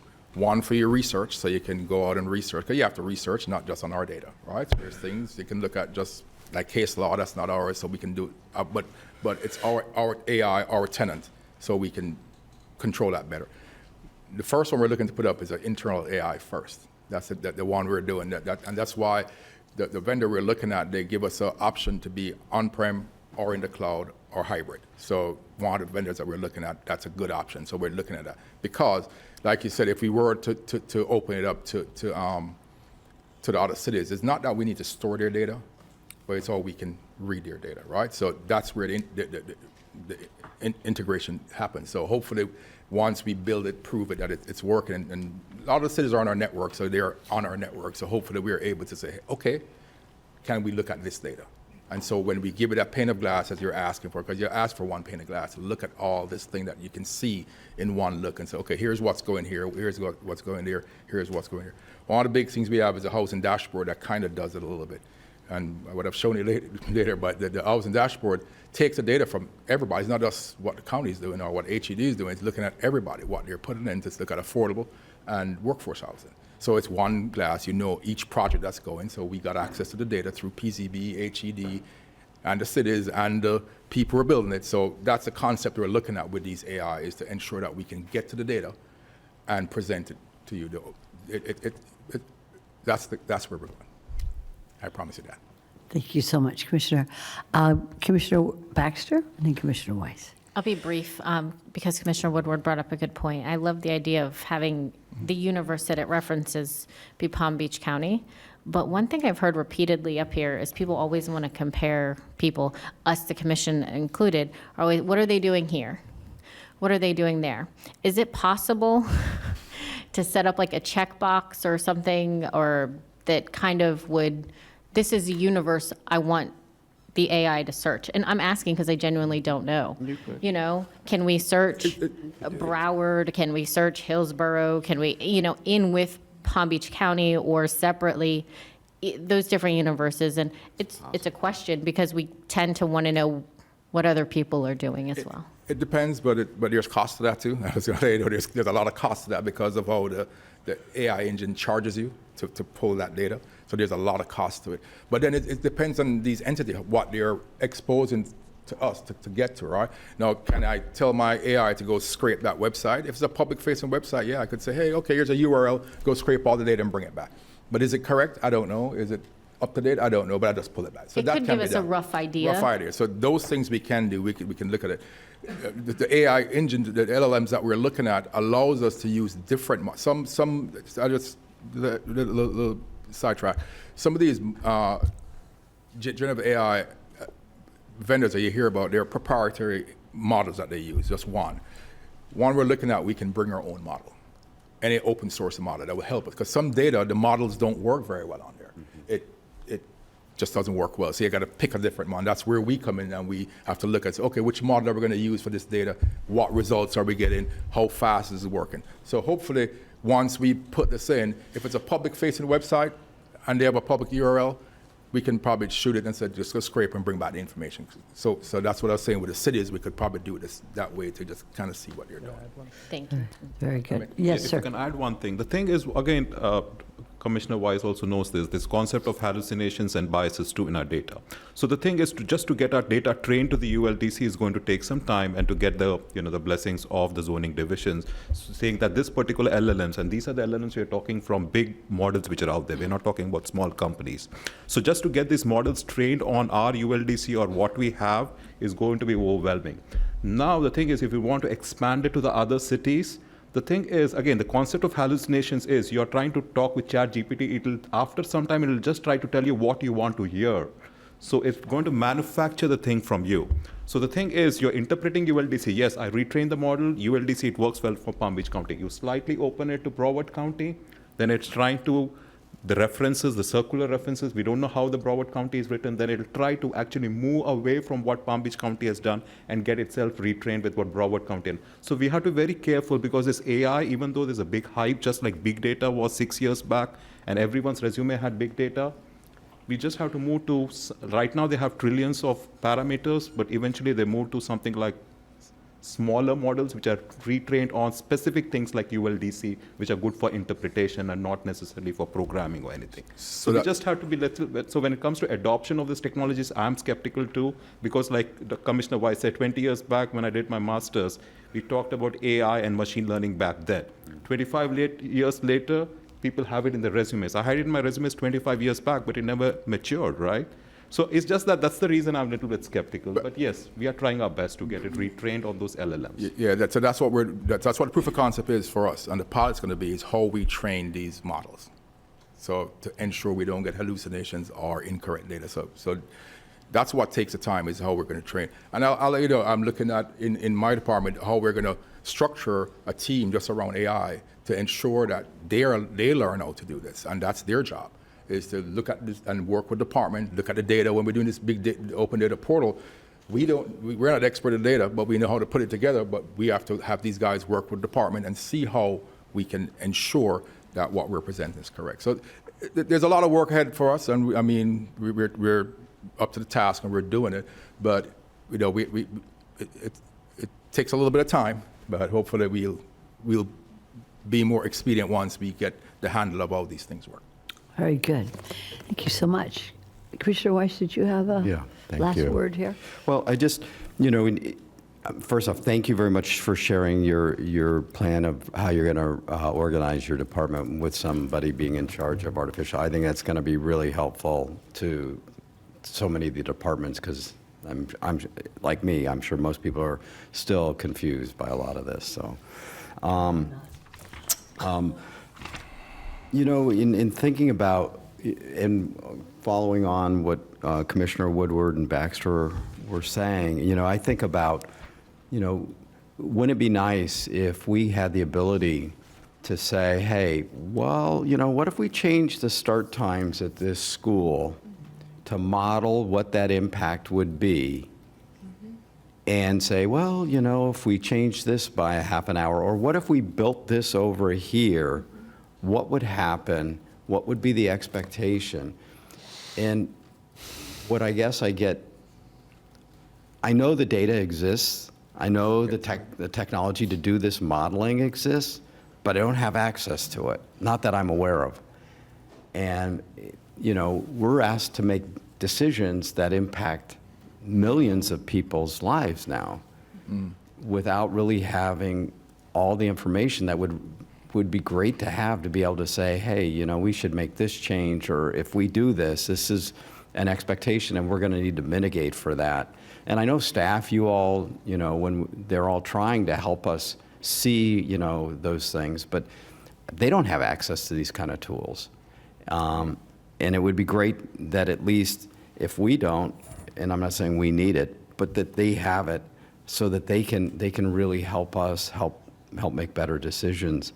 And on that housing piece, the housing dashboard, which I think is wonderful, but the missing piece of that is there a unit available there, and how many?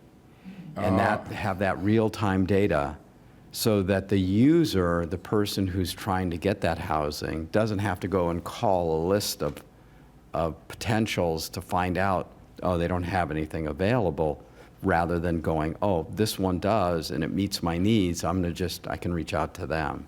Or rather than even call them, just click on it and just, of course, have all their data there, and it would just fill out the application for them, and everything would be done, and they just go sign the documents. So two things to that. So coming to a housing dashboard to you shortly will be that type of information, because we built those dashboards already. But even the one today, when you click on it, you go to the site, and it tells you, their site tells you what unit is. So there's an option in the current dashboard. But we have built, and Sherry and Jonathan is here, can talk about it if you need. But we have built more dashboards to that, to go to that detail, to show, okay, here's the units available, and you know, when they click, it goes, they tell them what, we don't have the rental price, but it goes to the website of the entity, and it tells them exactly, one bedroom costs this, 2-bedroom, this one's affordable, and here, or you do an application. Because most of those people are still paper applications, so you click it, they do a paper application. Yeah. But that is there in the dashboards thing. All right. Thank you. Ms. Baker. Just to add to that, and we're smiling because we've had this conversation and I've been pushing on this dashboard. However, we need partners, right? And the property managers are going to have to be our partners, because we won't know what's available, who moved out, when that unit's going to be available. That's the property manager, that they will have to be able to put that information in. Our staff, my awesome staff, has created portals so that for the housing, we can go in securely from inside and put our data in. But they've allowed the city's access from the outside to also put that data in and securely pass it through, so that we will have all of the data showing on one side, but yet we're still secure. And so as Archie stated earlier, we've got some of our partners in the cities that are now putting their data in as well.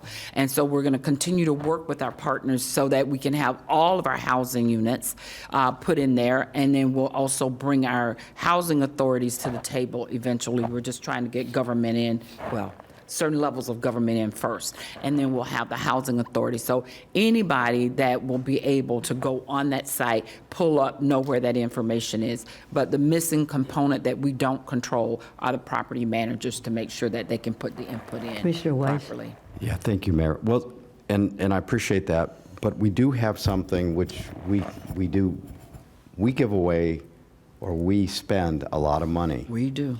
and we provide lots of services, and we provide lots of incentives.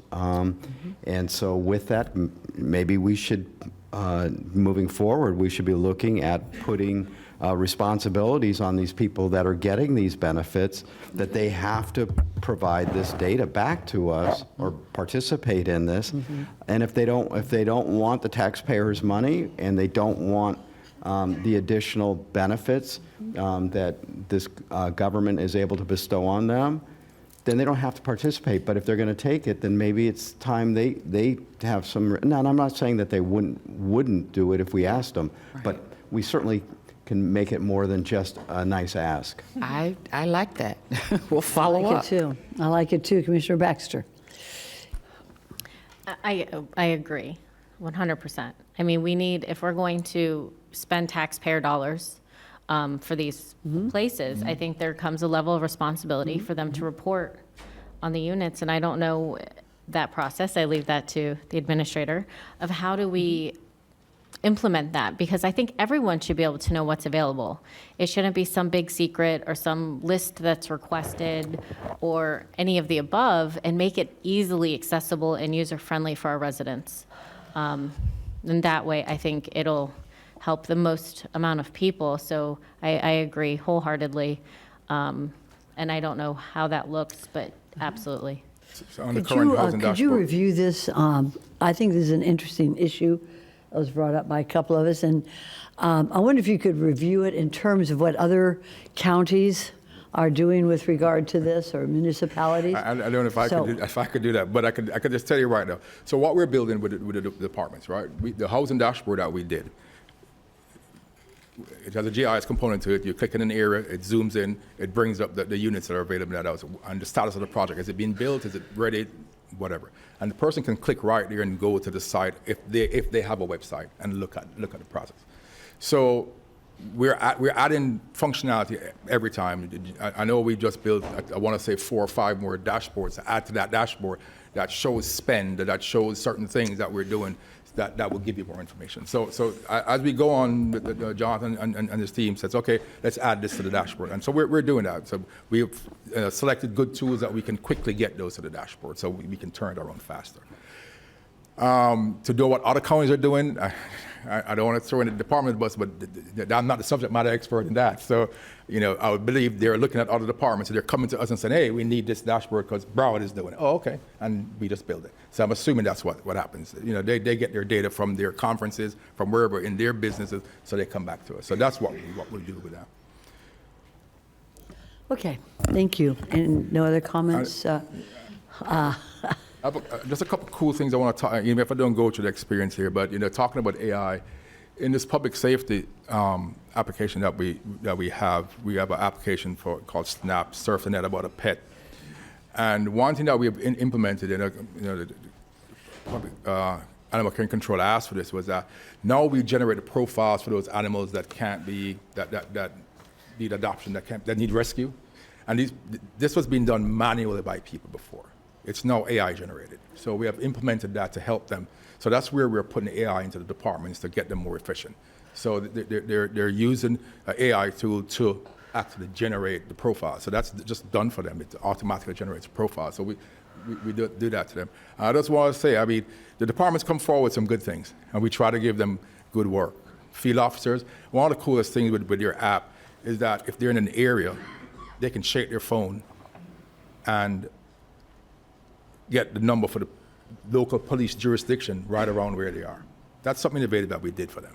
So those are the good things that they come with, and Amit's guys really built these functions in there. It tells them data right there, where are they? They're now speaking into their phones, and it's creating their notes. They don't have to go back and write notes anymore. So we're making them more efficient. So those are the things we're adding. It may look like it's not a lot, but it's a lot. It's saving them time, and those are the low-hanging fruits that you hit to prove your technology and then move forward. Because we have now used that in one area of public safety, and it's also in their consumer affairs side to do the same function.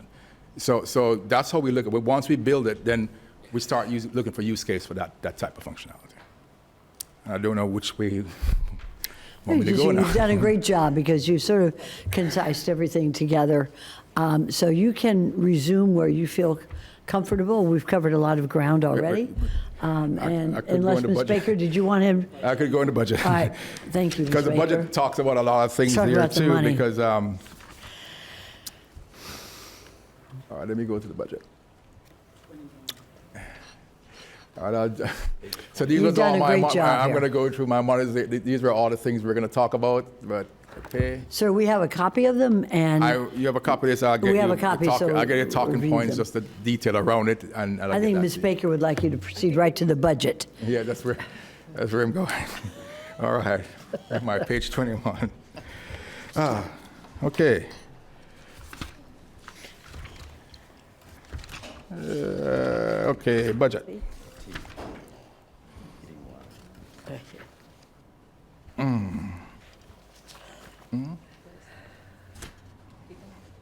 Sorry, I'm right here. There you go. Thank you. All right, so let me just, my finance director is not here today, just wasn't planned, but I'll go through my budget requests. So my budget just is for the manpower and necessary to accomplish all the work and the infrastructure that we have to maintain, not capital, but just infrastructure we've got to maintain. So we've got to look at the operating budget. This slide just talk about our historical spending. The line graph shows the trend in our budget over the last 5 years. It highlights that the largest portion of our budget is comprised of personal Excuse services. me, Mayor, yeah. Can you keep the microphone close to you, because we're having a tough time? I'm going to get me a clip-on mic. That's what I said. You know, what can we do? I think this is I'm gonna part put of it our right new there. technology, folks. I think we need a little better sound system here. Yeah, I think So the school maybe district AI can give it uses to us. So wireless. keep it right up there and- so yeah. we can hear We're you. gonna give you a all. clip on Okay, mic. I'll find a department's budget to get that out of, and we'll do it.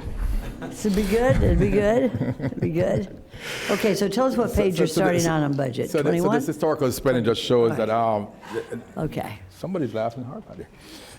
It just shows the historical spending of our budget. Most of it is personal services, as you can see by the blue line, and increase are the major drivers over impact, ad valorem impact for our budget. In FY25, we have submitted a request that includes a 7.6% increase to our operating ad valorem impact.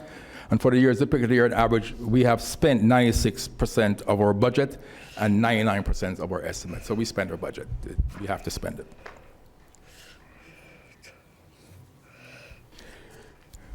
So our proposed budget is made up of three pieces: expenses, revenue, and capital. For operating, our operating budget includes expenses of $43.8 million, partially offset by $9.9 million in revenue, for a proposed net ad valorem impact of $33.9 million in FY25. Our revenues come from a variety of sources, including county departments, constitutional officers, and external agencies. These are generated based on services we provide to the entities in the areas of application development and support, disaster recovery and storage, and our network services. Our capital request of $23.645 million, which I will go into more detail later, is primarily for planned renewal and replacement. As I mentioned, our operating expenses are requested at $43.8 million. There are a variety of different ways that one could choose to divide these expenditures and look at them further, but I'm going to highlight two. The first way to look at the budget is by type of expenditure. The pie chart on the left shows that two-thirds of our overall budget is for personal services, and the other one-third covers our operating expenses. This breakdown further demonstrates why changes in personal services are a significant influence in the overall trend that I showed in line graph earlier. You could also look at the budget by division. On the right-hand side, you can see that there is a pretty even split of $43.8 million across our four major groupings of ISS department operations. Taking a closer look at personal services, we see that $29.3 million, or 67% of the operating budget, provides funding for 213 positions. We have a healthy internship program that has resulted in 37 conversions of students into full-time employees, recently averaging about 3 per year. We have vacancies, but we are constantly hiring and promoting. So we, just like everybody else, we have turnover, and we are hiring, we have retirements, and we're promoting. And we try to build from the bottom up. I want to mention that these vacancies are not necessarily indicative of a dollar-to-dollar savings. We use some of the funding available from lap salaries to provide funding for temporary professional services. That's where I talked about where if we need to get additional contractors, that's where we fund them from. So they backfill those vacant positions. On the operating side of our expenses, there are two major categories where much of our funding is dedicated. Existing software maintenance encompasses 65.73% of our operating budget at $9.53 million. These are costs that cover over which we typically do not have much control, and many agreements are established with reset prices, and while we negotiate the best terms we can, many include year-over-year increases we cannot avoid, what's known as uplift in software world. Another key component of our operating expenses is the temporary services I mentioned earlier. The 19.72% or $2.85 million provides funding for over 20 temporary contracted staff that we have on hand to backfill positions in order to provide the manpower required to allow the IS department to meet the county's needs as timely and efficient as we can. This contract was rebid a little over a year ago, which has led to some increased costs over time. Costs per hour for contractors have gone up, so we have to account for that cost. After all that leaves just 14.55% or just over $2 million to cover the other things that we need to spend in a year. Now, I could go into a lot of detail, but as seen by these numbers, there's a lot that we have to maintain and support. I talked about phones and contact centers that we're putting in, the new phone system, new contact centers that we're building, upgrading the phone systems. Our firewall and network security, I'm just going to give it the headings. I gave some details earlier. The local and wide area networks with Wi-Fi and fiber and building cabling. We have to spend a lot to do that. And as you can see by the number, there's a lot that we have to do. On the application services, as I mentioned before, we have a lot of applications that we maintain and we reuse a bunch. As you can see, we have like 18 case management applications, but there's a variation in a lot of those of one application that we have done to do that. So we need to maintain those. And this is where I wanted to talk a little bit more. So I'm going to go in a little detail on this chart a little bit because it just shows what we do. And when we talk about the things that we do, we build applications that's being used by other jurisdictions. We built an application for the Inspector General that Jacksonville and St. Johns County are using, because we built that for our Inspector General. So we build industrial type applications that we give. Internally, we build work order or inventory type application or anyone, and we reuse them in departments, facilities, or in parks, or engineering, wherever they need to do that. We also built an application for the U.S. Virgin Islands. So we use their resource. They pay for it, so that offsets our revenue, but we build it, and that's what they're running today. So we do a lot with what we do. We do a lot of reuse, and these numbers tell you that. We do a lot with that we can reuse to see if we can get things to market faster.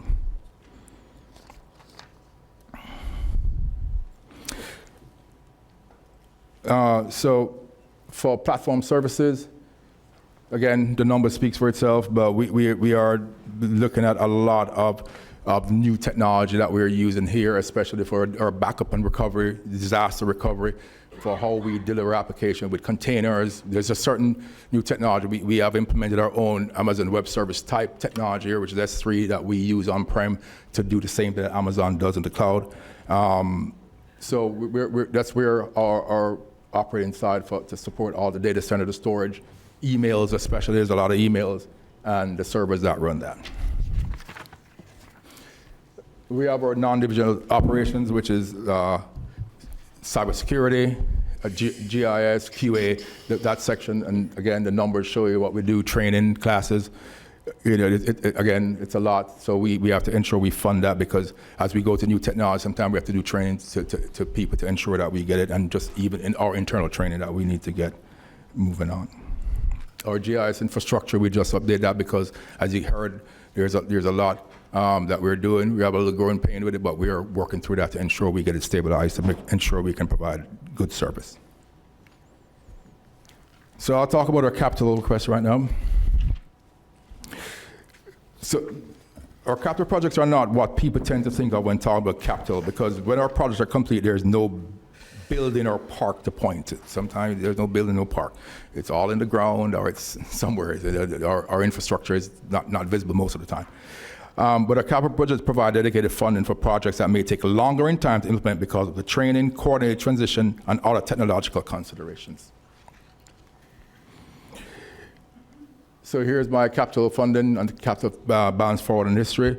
So from a capital perspective, this represents a brief historical view of both funding and fund balance. The fund balance is one indicator of how quickly we are spending our allocated funds. The smaller fund balances seen on the left indicate less flexibility we have in being able to address any unanticipated needs, projects, or unplanned repairs. The table shows growth in funding recently, thanks to the vision of both county administration and the board. The FY25 request of $23.645 million ad valorem dollars represented 35% growth in requests from FY24. As you can see, we are projecting that this rate of growth in requests will begin to level off in the next few years. Also included in this graph is a projection for capital fund needs for the needs. This represents our best guess given the projects we see in our future and shows a stabilization in request levels barring significant price increases.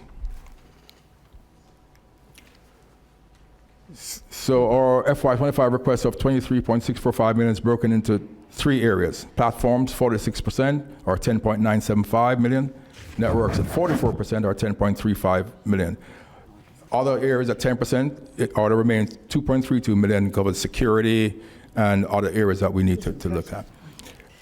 As we did when looking at operating expenses, we can also group capital project by type. Specifically, we tend to think of them as hardware, software, and security. So as the numbers show, 5.85% or $7.85 million is hardware, which is switches, routers, immutable power sources, cabling, and other infrastructure. The other 1.4 million or 13.53% is software that includes contact center software expansion and service and additional video conferencing. Our 10.63 or 1.1 million percent or 1.1 million is security, allows for additional tools and improved monetization and segregation. Because as we go forward, we have to start segregating traffic to ensure we are not stepping on each other and keeping us to ensure we're safe, especially if we open up the cities and things like that. 42.59% or 4.67 million is in storage replacement and critical improvements to our data centers, including power, cooling, and fire prevention. 45.56% or 5 million are AI solutions, operating systems within the software category. So we're looking at AI solutions in our software, so we're looking how we're going to get those that infrastructure in to do that. And 11.85% or 1.3 million is device management and security logs that I mentioned before. The final portion of our capital request is classified as other. 43.1% countrywide security operations. We support all to develop the cybersecurity resilience and prepare to respond and recover from cyber threats. Also supports employee training and identity access management. 24.6% of GIS infrastructure. We fly auto photography every year. We got to do it regularly, and it's an important part of our GIS infrastructure. And we're putting in our LiDAR. So we're getting LiDAR data that is very important to us, the property appraisers, to the different departments. So this is a second-year funding that we're going to go to fly the LiDAR so we can get, for the building department, to get what they need to ensure they can do their projections and things like that. So we're going to, and just in terms, we're going for 1-foot contour, so that's why it's a little bit more money, because we're getting very good resolution. So that's our budget, a pretty concise package. This is our 2-for-1 bargain presentation. We didn't finish the first one, but at least we get to do this one. As I said before, ISS provides essential and critical support for our partners with our infrastructure, especially our custom-built business applications. We have been doing this for a long time, and other government agencies have reached out to us to implement solutions we have built as their quality industrial products. I believe our department heads will agree that our solutions assist with creating efficiencies and effectiveness and help streamline their operations. The cost savings emerging off-the-shelf solutions with our custom development are evident in the repository of our applications in our toolbox. Excuse me. A robust infrastructure allows us to scale as needed and be self-sufficient in any situation, especially in emergencies. Investment in cybersecurity are keeping us safe as best we can. Although we are not always on the bleeding edge, as I said, we are often on the leading edge, as evidenced in the recognition in the IT industry. I know this was a lot of information provided. However, if the board, I can show dashboards if you want, or we can show them another time. So that would wrap up my presentation. It's okay. All right. Do we have any questions after this presentations or comments at this time? Very good. Thank you. We really appreciate it. That was excellent. And we got you a little bit off the script, but you handled it just like an AI would have. It was just chat box. Maybe it's an AI that's sitting here. All the way. I I'm think not Archie's in the back, AI is never sitting here. really sure. Thank you very much. I Thank can you. tell. It Thank was my you so pleasure. much. And I appreciate your staff's support as well. Ms. Baker? I would like to make one announcement, and Archie's not going to be happy with me, but the South Florida Journal that we all get, Yes. of 130 nominees, Archie was one of 25 chosen in South Excellent, Florida. thank you. He has been an awesome leader for us, and I know that he couldn't do it without the rest of the ISS team. They get pulled in a number of ways, and every department thinks they should be the #1 priority. So we do have Well, to they should- balance. Yes, definitely. Thank you very much, I appreciate it. We are ready to move into the 2025 proposed budget. I think we should maybe take a break. 5 minutes. Maybe we need 10. Let's take a 10-minute, real, not AI break. 10-minute, we'll be back here at 4:10. Sounds good. Thanks, folks. Oh, we need you, Greg.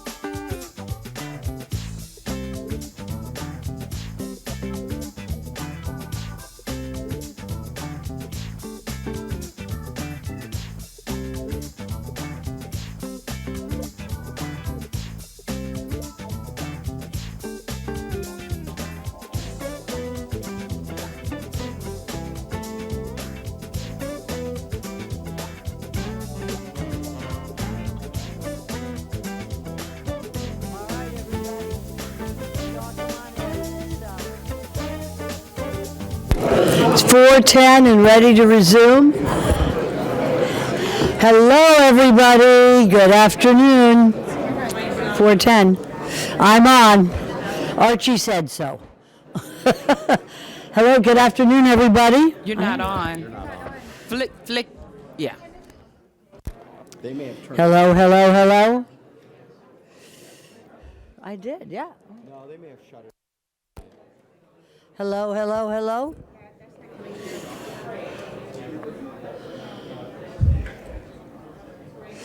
Gee, we might not have to do the budget. Ah, maybe we just go home. It's happy hour. Hello, hello. Are you getting as tired as I am? I think Archie, when he talks, I just can't follow. Hello, hello. Now we're on. Very good. Thanks, Archie, wherever you are. Okay, hello, everybody. Good afternoon. We are resuming. It is the 10-minute break is over. We are about to resume. And if folks could have a seat, we will be ready to go. We are now going to discuss the budget. And that is the 2025 proposed budget for the Palm Beach County Commission. And this is a resumption of this morning. So we're going to proceed right along. We have a quorum. And we are ready for the staff presentation, Ms. Baker, on the budget. Thank you. Good afternoon, Mayor, Vice Mayor, members of the board. Today we are here to present to you my recommended fiscal year 2025 budget. This process began with a capital workshop in November 28, 2023. We then moved to a budget strategic priority workshop on January 30th, 2024. We are today here for our initial budget workshop. I'm presenting, you will give me your feedback and input on what we need to do differently. This year was a different process because we were able to workshop with you, got clear direction from you on things to move around, actually moving gas tax dollars to the road program out of engineering, and this budget covers those particular directions. On July 2nd, I will come back to you with where the board will set the maximum millage rate. We can go down, but we cannot go up once you set that maximum millage rate. We'll hold our first public hearing on September 10th, and then our second public hearing and adoption of the budget will be held September 17th, and both of those are 5:05 p.m. No, you can't. A technical matter, that's why I have Lisa on one side and Sherry on the other. You can go up, but if you go up, you have to retrim all over again, and that costs extra money to do. So we never recommend that. We always recommend you set the maximum, and then if you change your mind, you could go down. And although Florida statute says you can, our property appraiser has said absolutely no way we would ever be able to mail out 700,000 trim notices in a week, which is basically what it would come down to. So for the practical side, there isn't any change after July to go up. Thank you.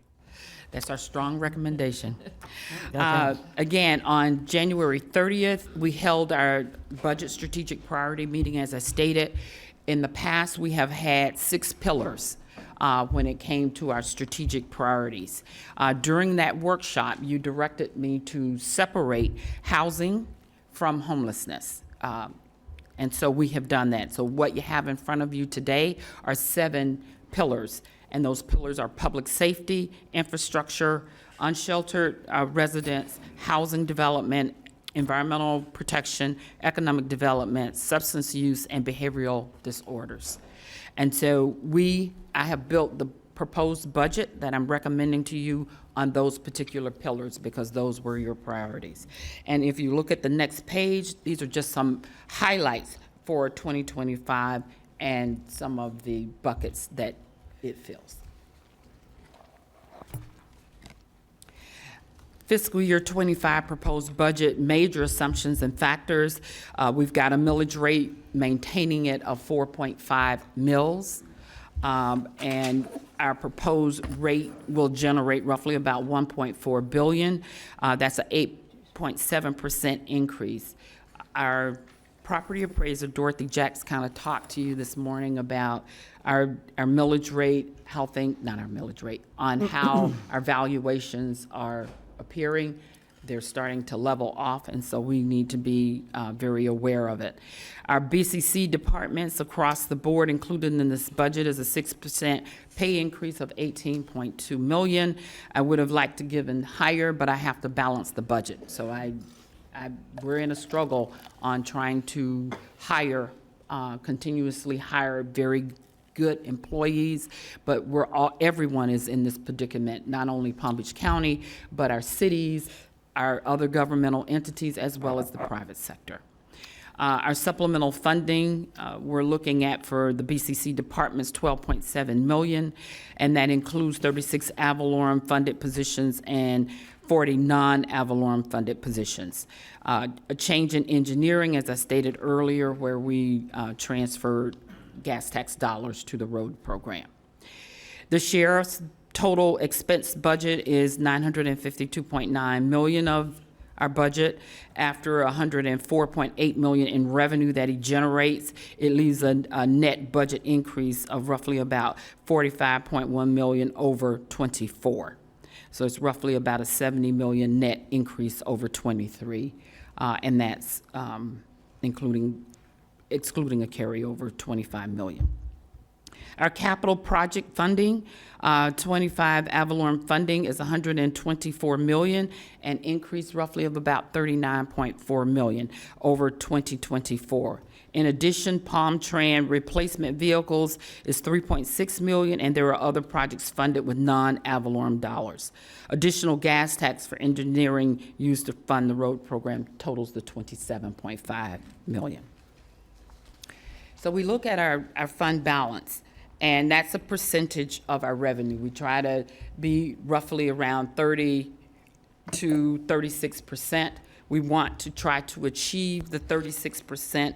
Over the years, we've increased our percentage of fund balance because that's what rating agencies, as well as what we need, is consider it like your savings account. So if things go wrong, you will have your funding there and available to expend. If I may, Ms. Baker, I'd like to recognize Commissioner Baxter.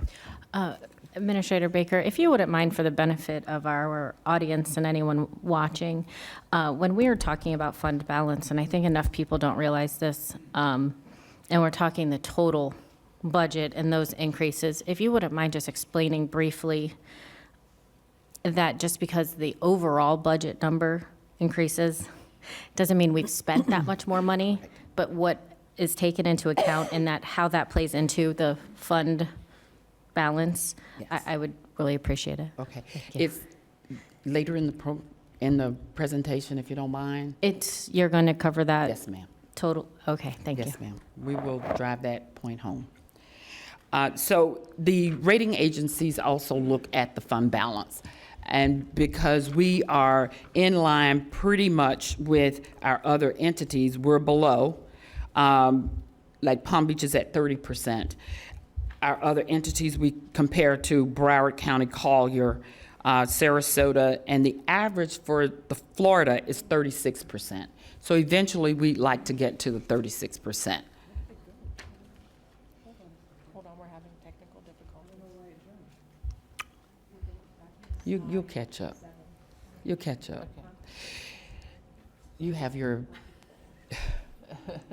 What happened here? Sorry.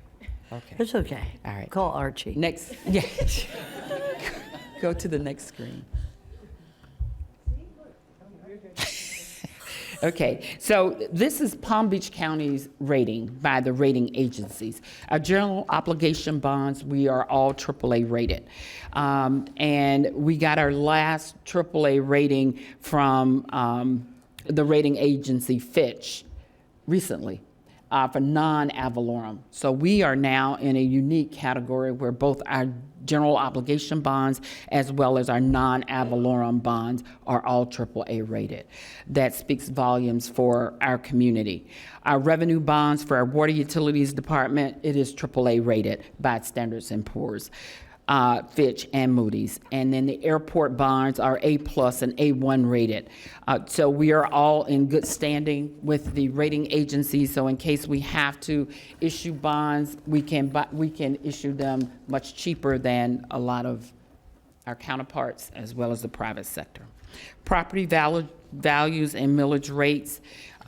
The property appraiser did an excellent job today talking about our property values. And on page 10, you can see with the black line, it shows how our values have gone up, and then during the crash came down and had steadily increased.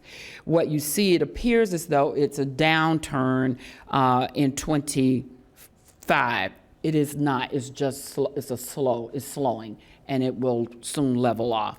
But if you look at how we've addressed our millage rate over the years, we did decrease based upon increased values, but then when we did the crash, we had to significantly increase it. We stayed level for a very long time, and then in the last 2 years, you did lower the millage rate. Last year, we ended at 4.5, so I'm submitting a budget based on 4.5.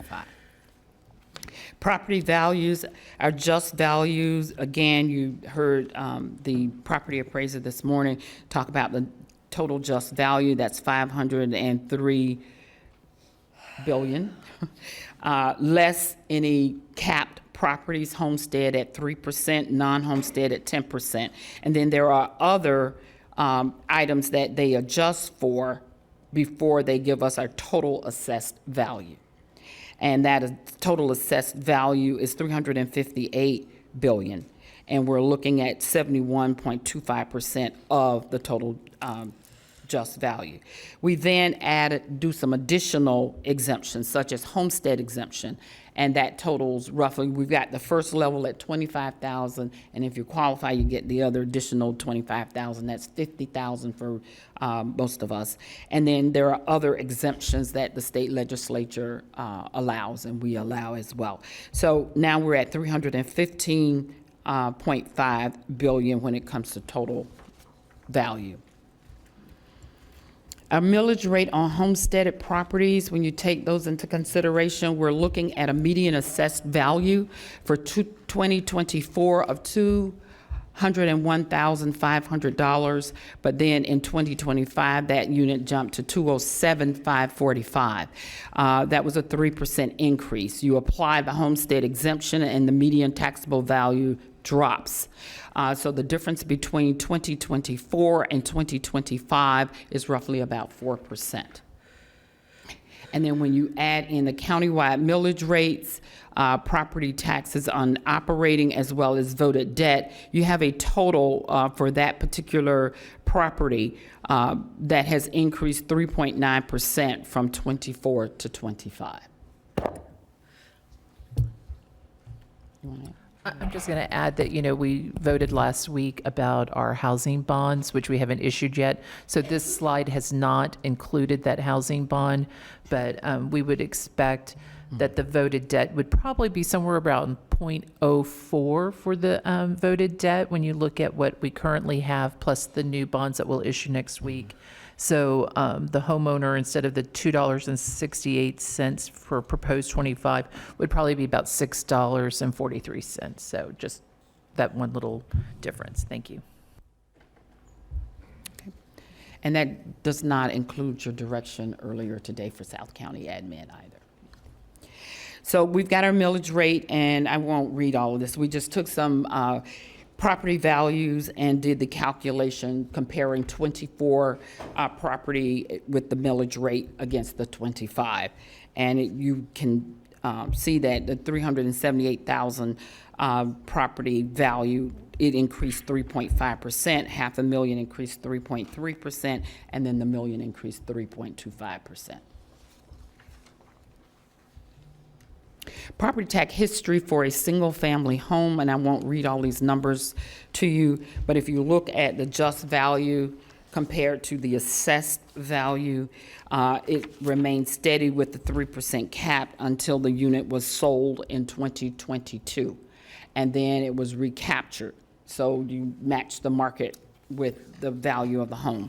And then the next year, the cap went back on, and then it stayed on until this property is turned over again. And then you will end up having that recapture.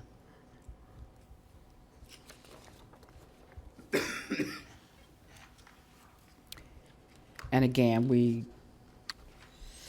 what am I doing here? That's 13. Okay. For our total budget, proposed budget, this includes all funds in here, but it is a total revenue budget of $8.9 billion. The bulk of that includes our fund balance. And that fund balance includes reserves as well as carry forward of capital projects that you have already approved, but the dollars were not expended. So part of that is funds that came from the previous year and even possibly the year before. It rolls over until those dollars are expended because we have a lot of projects that are multi-year projects and we have to budget them as such. We cannot enter into contracts unless you have the entire amount of the contract budgeted. So there are times we will phase a project. We will have the architect and engineering A&E portion, that's phase one. And then we have to make sure we've got dollars for that. And then the next year, we'll start with the construction dollars, which are the most costly. And so therefore, we will adopt that. And then that project could take 4 to 5 years to be totally completed. But I did want to highlight the fact that of that $8.9 billion, $3.9 billion of it is fund balance and reserves. Of course, that makes up 43.7%. Current property values make up 22.2%. And those are the biggest items that we have. We've got 10% in the interfund transfer, along with intergovernmental license and permitting fees.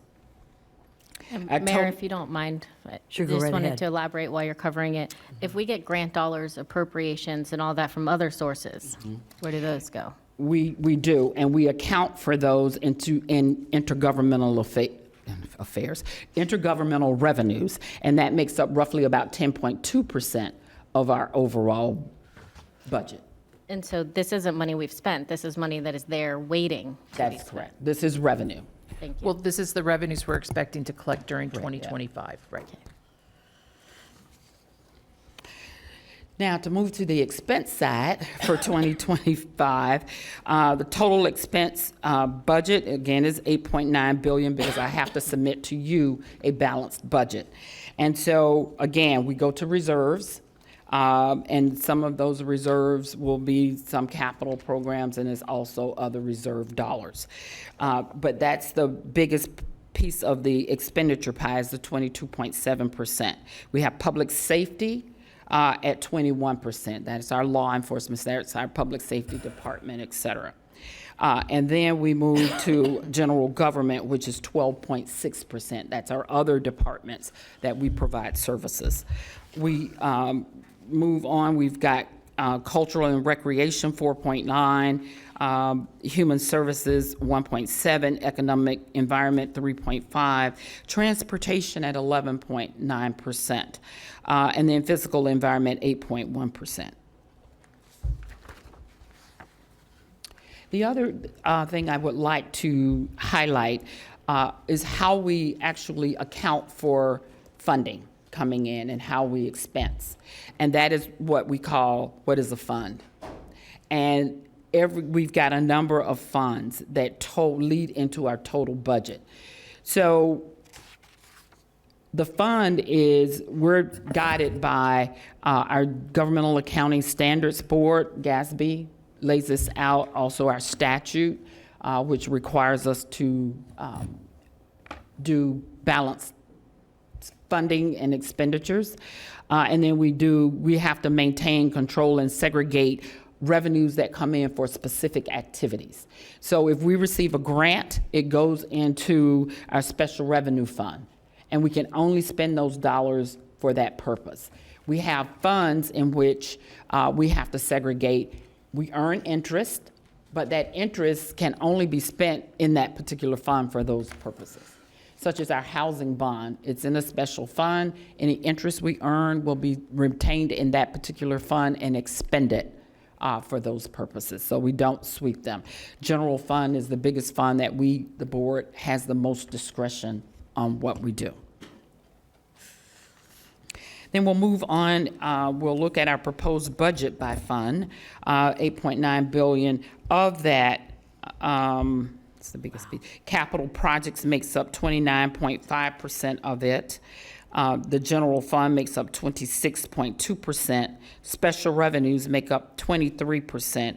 And then we also have airports, 5.8, water utilities, which is 11.4, debt service, which is about 1%.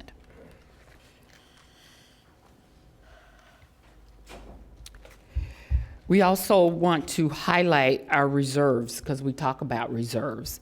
Our total reserves make up about $2 billion, and the bulk of those are in our capital projects fund.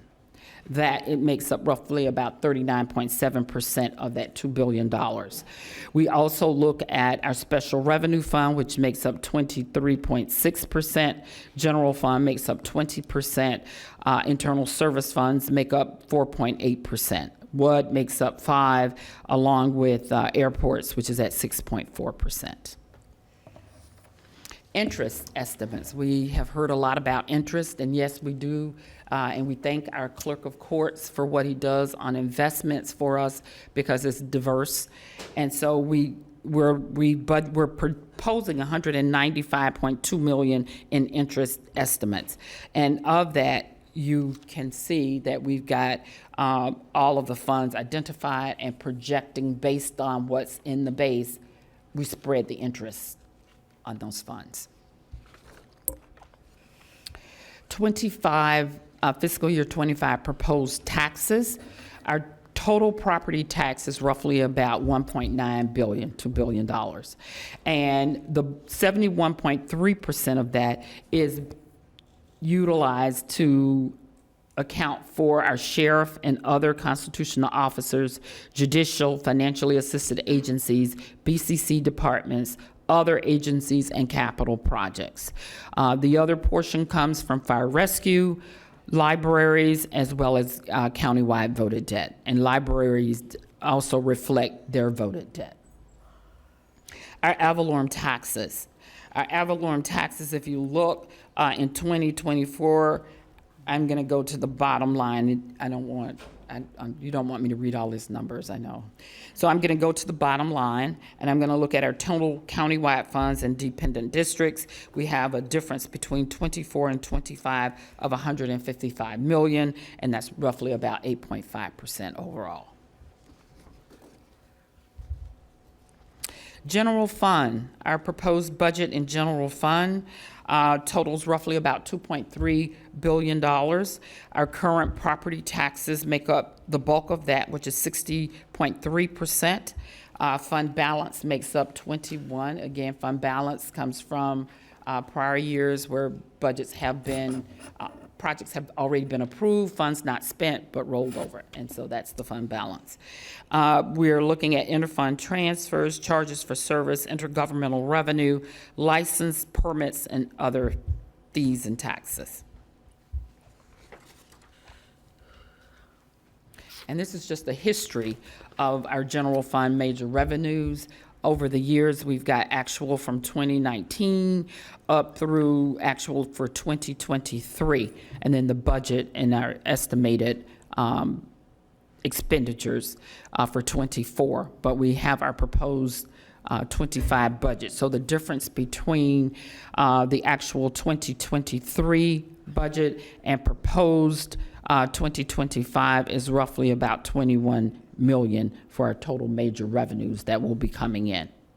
We're also looking at our gas taxes, and the difference between actual 23 and proposed 25 is roughly about 1.3 million. So our total general fund major revenues reflect a $22.3 million increase we're projecting for 25 over actual 23.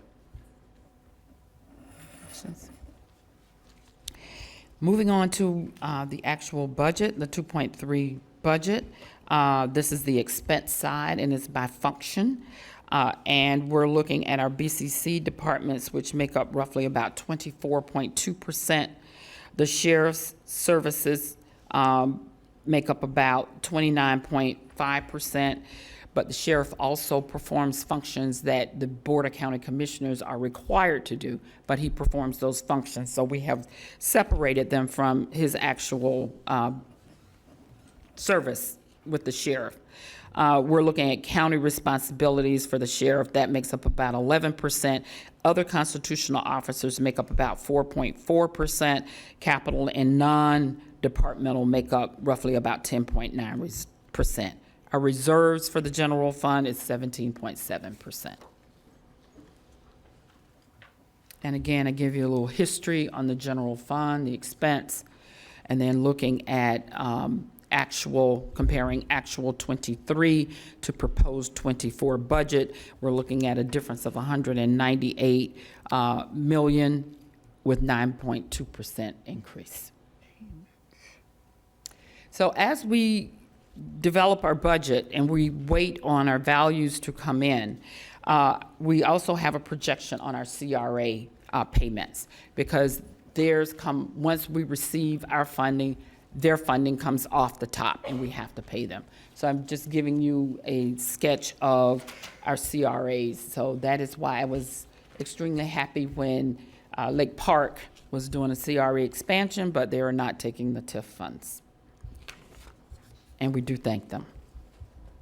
The cumulative percentage increase in ad valorem support. This chart shows primarily in the green, I should say the teal, that is the ad valorem funded BCC departments.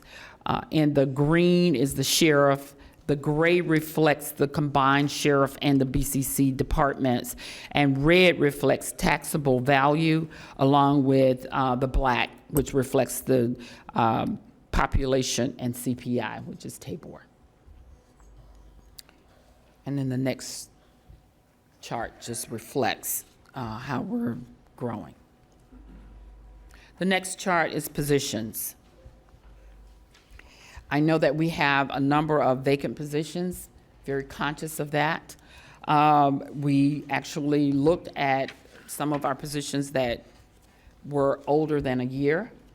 I made a determination that those particular positions could be transferred to departments that showed they needed additional positions without giving out new positions to those departments. So we are always trying to maximize. I did not remove all of them because some of them we still need.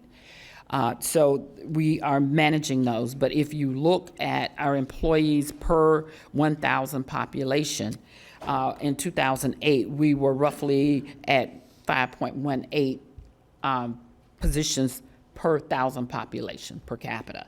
But when you get to 2025, we are at 4.62 per capita. So yes, and I do thank my employees because they work hard. They work hard for the county. They're dedicated and committed to what they do. We are automating as much as possible and as fast as we possibly can to help offset that burden, but we also contract out some of the services in order to keep pace with the demand for services that we have. And we are continuing to move forward with positions. In fiscal 24 through fiscal 28 projections, which we always give you because we want you to know what the out years are going to look like the next 4 years. So our revenues, when we look at what was adopted in '24, it was $2.1 billion for the general fund. When we look at 2025, we're looking at $2.3 billion. And again, we've got our major revenues broken down, and we're projecting that we'll continue a slight increase. In 2025, we used a projection of 5% on the property revenues, but for all other revenues, we did 2%. For 26 through 29, we actually, for 25, we used 8.7%. For 26 through 29, we used 5% for ad valorem. All of the others were 2%. Then we go down to appropriations, and we did a 6% across the board for this year and the out years coming. Today, we're looking at our projection for 2025. Our current millage rate is based upon 4.5 mills, which we have today. In order for us to, for your consideration, in order to approve this budget, we will need a super majority vote. We would need simple majority vote if we drop to 4.4. And then rollback, of course, is 4.19. So what we also want to make sure that Excuse me everyone just is 1 minute, aware Ms. of. Baker. So we have a question, Vice Mayor Marino. Yes, ma'am. Sherry, when we did the mid-year adjustment, can you remind us what that amount was? So our mid-year adjustment, we increased our fund balance, I think about 59 million, and we took about 50 million of that and put it into one-time capital projects. Thank you. You want to go ahead and talk about future? Yeah, she gives me the fun slide, the maximum millage rate. It's You're always a fun recognized. concept. Yeah. So back in 2007, the state wanted to, or basically out of Tallahassee, they wanted to limit how much you could grow your millage rate. So they came up with this concept of a maximum millage rate, and that's where it really came from. And so the calculation looks at rollback rate, your previous rollback rate, and then it really comes down and says how much did your values grow and how much was the change in per capita Florida income. So for 2025, our maximum millage rate is 4.4363. And since we're proposing a rate of 4.5, it's higher than this calculated maximum millage rate, but it's less than their 2/3 vote rate. So that's why we just need a supermajority vote. If we wanted to go over 4.87, that would require a unanimous vote. So that's kind of the history a little bit behind it. So we're in kind of good shape from this standpoint. Looking in the future, even with proposing a 5% increase in values and with the per capita increase, our 4.5 millage rate could be less than the maximum, and we would just go back to a simple majority vote. So that's what we're kind of looking for in the future. Thank you. So looking forward, what I have included from external funding requests, demucking, because this board had a discussion on demucking, and we will set up a fund for demucking at $3 million. And that is ad valorem funding, but we will also create criteria on how those funds can be used, and that will be approved by this board. We will bring that back to this board for approval. The Palm Beach County Film and Television Commission Student Showcase of Films, that has significantly grown over the decades, and we have not increased them at all. So I am recommending $25,000 for them. The others that you see in the included request, we had funding that we needed to spend out of our CDBG funds, which cannot be used for housing. Otherwise, I would have used it for housing.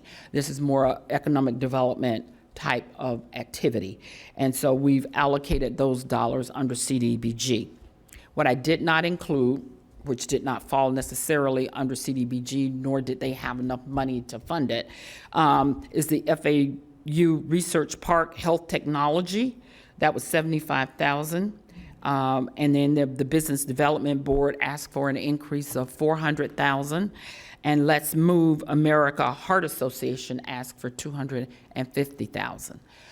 This board can definitely instruct me to add it in, to fund it at what they ask or reduce it. But I also want to share with you that from June 1st values to July 1st values, we normally collect an additional $3 to $4 million.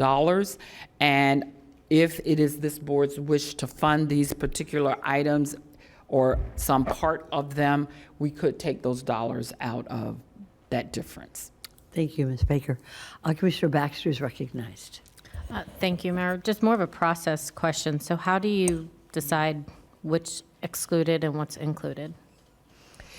Well, demucking was easy because this board had discussed it. The film and television, we have been with them over 30 years, and the program continues to grow and grow. So that is one of the items that I am recommending to you as part of my budget. The others are the Small Business Development Center is one of our programs. They're asking for additional dollars. All of this helps with our small businesses. As you know, 80 plus or 90% of the businesses in Palm Beach County are small businesses. Not all of them do business that would tie into Palm Beach County, but they all need some type of assistance, so we do work with them. All of them are in there. 211 new headquarters, 250 CDBG, that would be something that we would be eligible under our CDBG. Forgive me, grant. Madam Administrator. I'm more so asking what prompted the 3 to get excluded? They're coming out of Avalorum, all the others except the demucking that you talked about. And I didn't think you would mind the $25,000 for film and television out of Avalorum. But the rest of that is CDBG. This is Avalorum. And so how does the FAU Research Park, did they specify what they wanted the money for? Yes.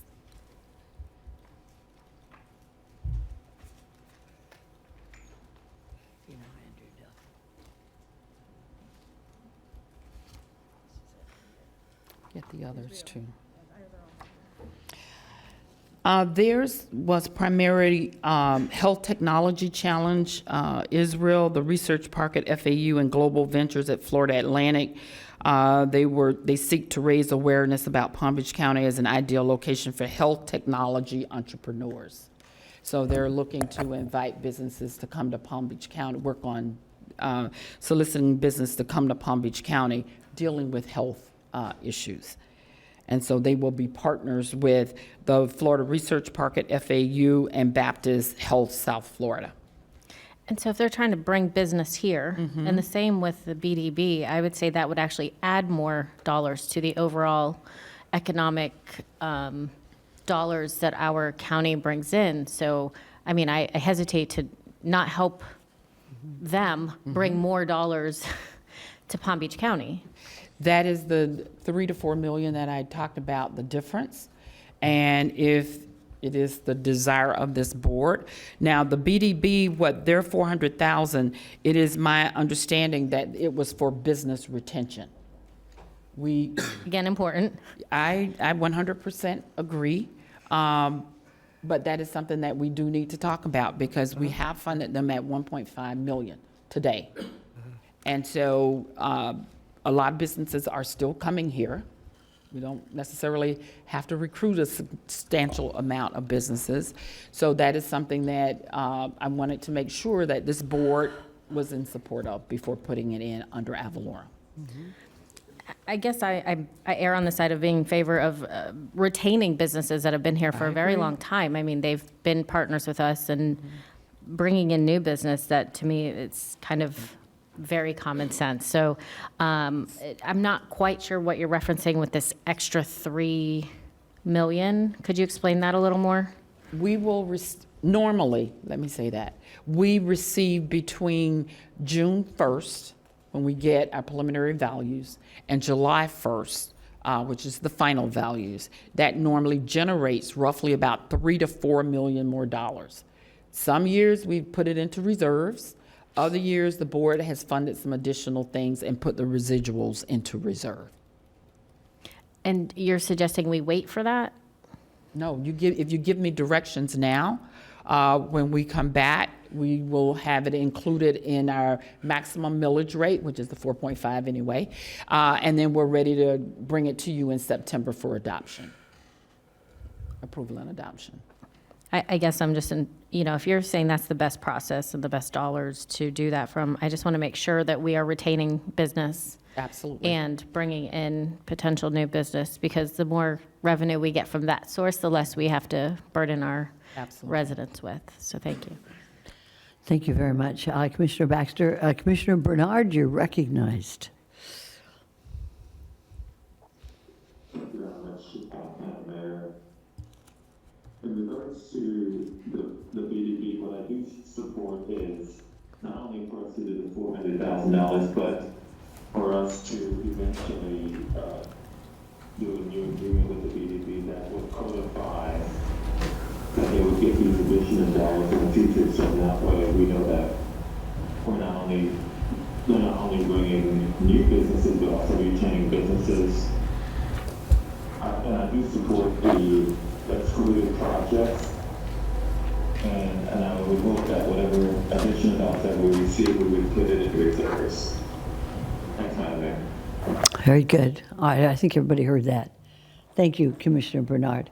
Do you have any follow-up, or is that it for right now?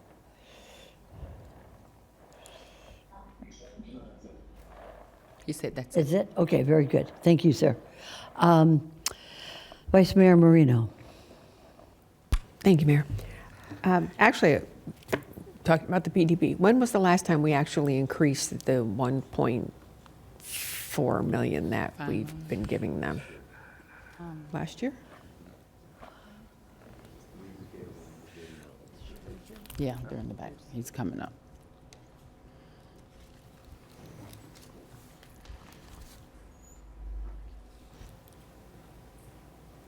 Hey, good morning. Actually, good evening, Mayor, Vice Mayor, Commissioners. It's been a few years, but we typically receive requests annually, and we evaluate the request to determine, if it warrants the recommendation for an increase. And then also to clarify, BDB, they're currently receiving dollars for retention, for new jobs and retention currently. So does that mean they asked for money last year and we gave it to them, or they asked and we didn't? I didn't think we did give them an additional. We didn't give them anything last year. Okay. Wow. Okay. All right. And so just to clarify, when Dorothy gave her presentation today, she gave us a number, but her finals come in July. So every July year 1st. at this time, we work off the fact that there may be a little bit additional. And I know that if we do the 4.5 millage, does that include this $725,000 or not? It does. Okay. So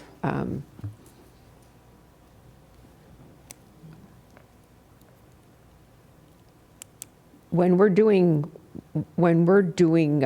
external funding requests, oftentimes if we're doing it with a nonprofit, it's because they are alleviating some of the services that we provide, correct? Correct. And then we'll cover that next week in the workshop, which I'm happy we're having.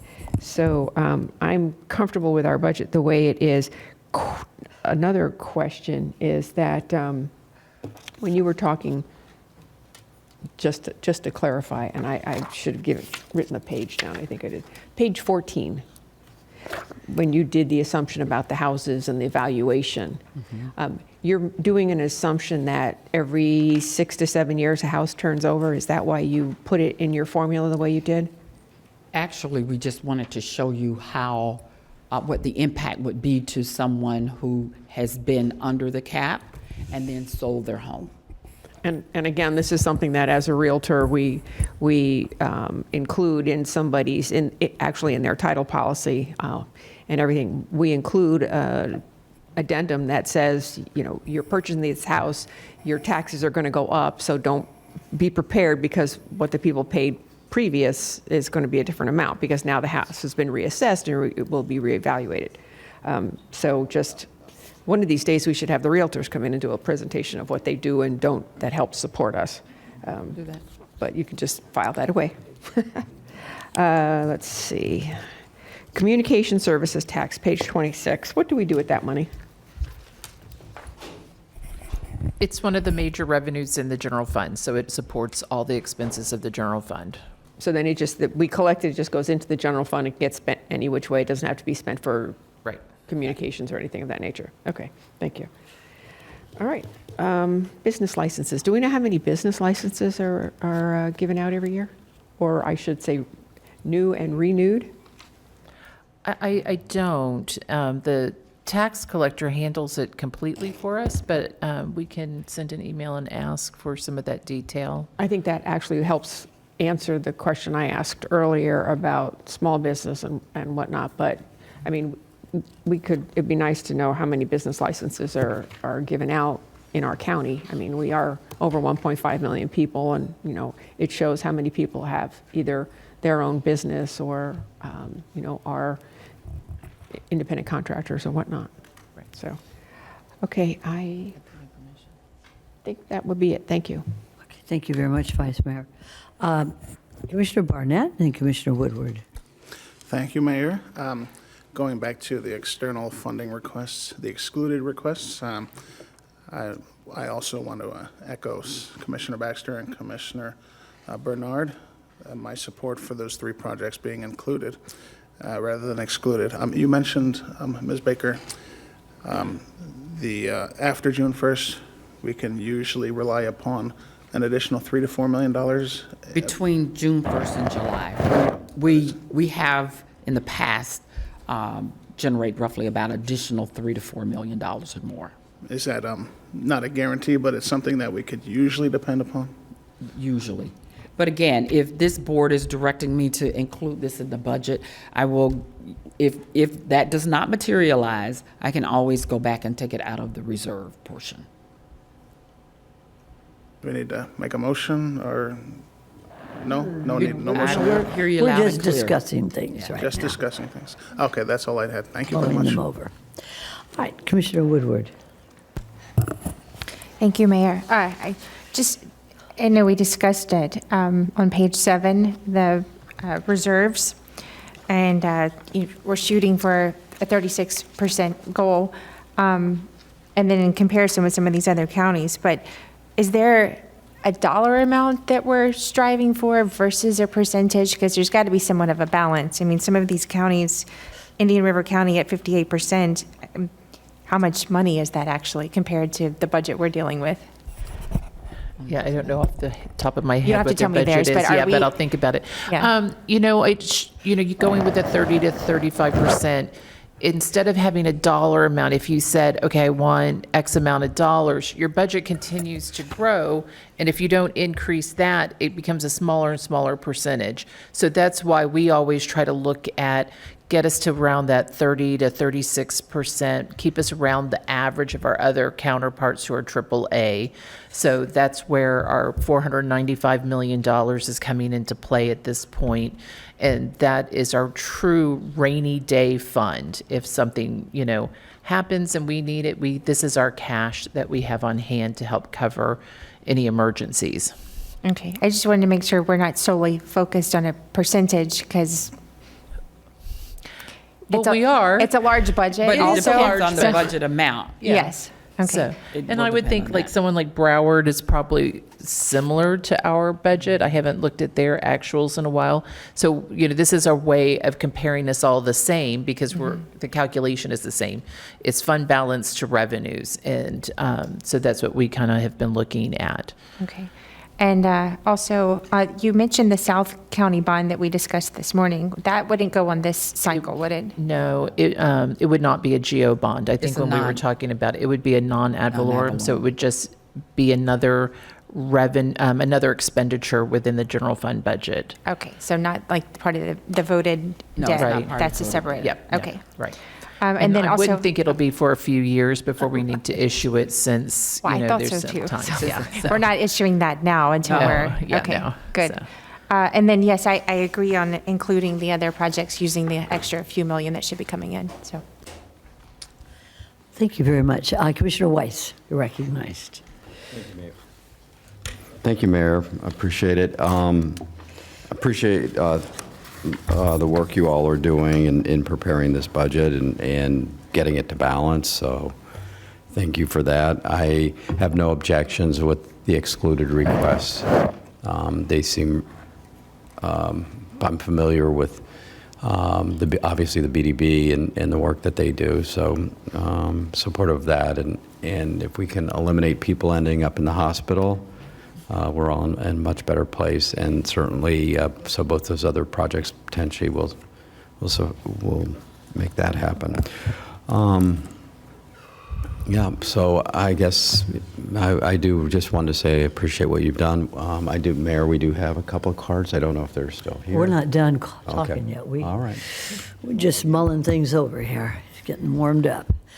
Thank you, though, Commissioner Weiss. Commissioner Baxter, you're recognized. Thank you, Mayor. Based on what you were saying about these dollars, and we don't know where they're going to land, so if we don't get enough of those dollars, then it would come from the regular Reserve for general fund. from the general fund. And I guess lastly, I would like to ask, unless any of my fellow commissioners object, if we do get those dollars and we can put it towards the excluded that you're referencing, whatever's left over, if they wouldn't mind, I'd love to add that to the demucking pot, because that's a huge area out there. I would object. I'd like to have it go into reserves. Well, it was only, what, a total of 3?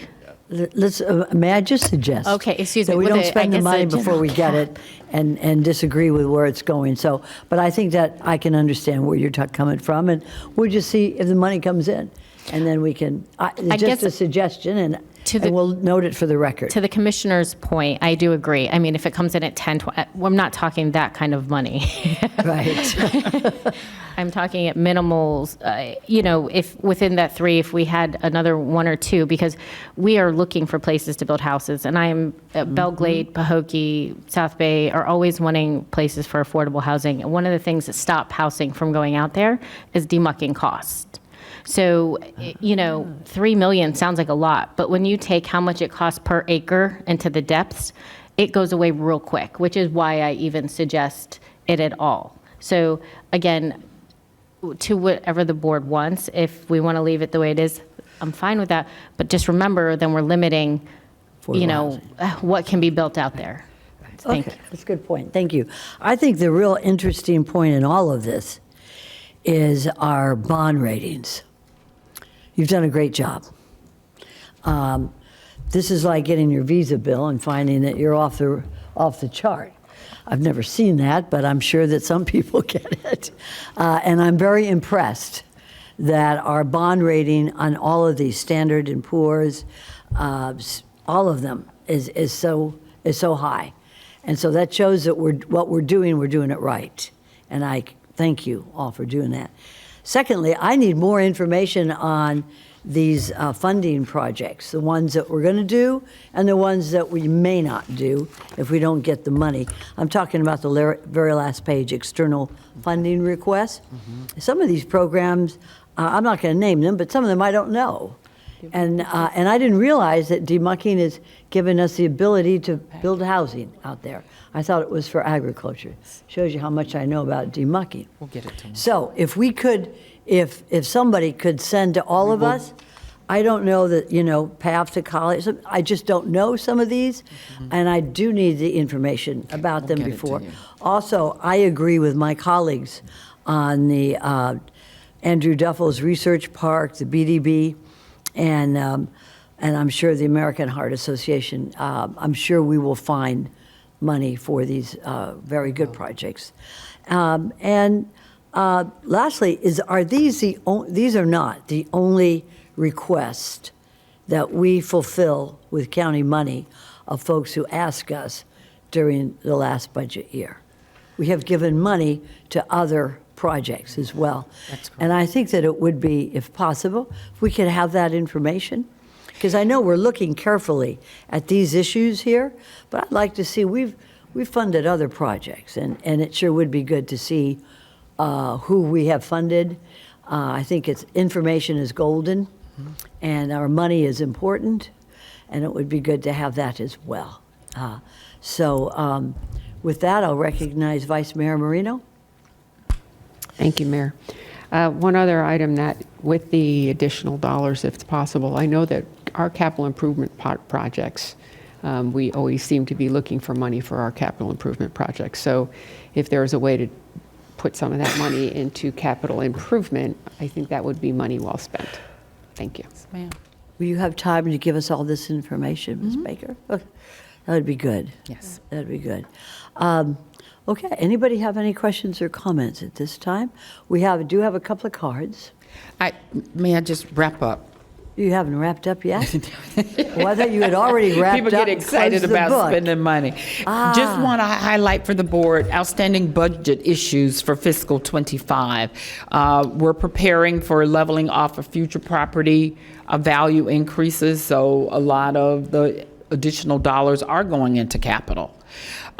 So that it's a one-time expense. July 1st property values, as I stated, usually adds 3 to 4 million in property tax revenues in July. And then our future expenses, we will continue to build upon the CIP, continue to build reserves, as well as work on affordable workforce housing. And so those are our major areas that I wanted to highlight for you. That concludes my presentation. That was very good at the end. Thank you so much, Ms. Baker. And we have a couple of cards. Commissioner Weiss is going to call your name, but if you're not here, we'll catch you next year. Hope Mucklow, And could you do the other ones as well? Mickey Isaacson, and Candace Rojas. If those folks are here, come on up. If not, those are all the cards, Commissioner? Yes, and then one non-speaking card. Very good. Ma'am, you're recognized. Hi, my name is Hope Mucklow. I'm from Boca Raton. I've sent all of you some emails. Specifically, the last one would have been April 17th. I really encourage you to go back and read that if you haven't, especially because the blogs that I cited in that are getting some attention that have a lot to do with the budget and what's going on right now because of taxes. Also, this philanthropy business and just what really are we doing when we are encouraging volunteering and spending people's tax monies, hard tax dollars to do other things with that money. I can just tell you from my 12 years in research and development with Big Pharma that some of these organizations that are schmoozing you and asking you for our good tax dollars are not really spending it as efficiently as we want them to, like the, God forbid, but American Heart Association and also the Ryan White Foundation that I saw that there was a $2,000 grant asked to send somebody to DC for that, okay? So I am a former public school teacher. I homeschool my daughter on a fraction of what I have to pay in taxes for our public school system. And I really admonish you, thank you for your hard questions on what's going on with the budget. Thank you for working on whatever a new term of demucking. It sounds like a financial as well as a soil term that I'm familiar with from construction. But please, I admonish you, be very careful. It is very easy to spend other people's money. And I see in the budget that Ms. Baker put forward, it's a 6% increase to all of the government people. I don't see that. I'm on a fixed income. I'm struggling to make it, okay? And my taxes, property taxes go up, and I have the scare of losing my house if I can't keep paying my property taxes. And please keep that in mind as you're looking at some of these things. And please revisit what I sent you on April 17th. No one took me up on it. I offered this. I'm trying to do my part to help keep taxes down. I know how to do that, okay? Thank you, ma'am. Thank you for your comments. Okay, and the one non-speaking card will be filed. All right. Is there anything else before the board at this time? Seeing none, we are adjourned. Thank you. Thank you very much.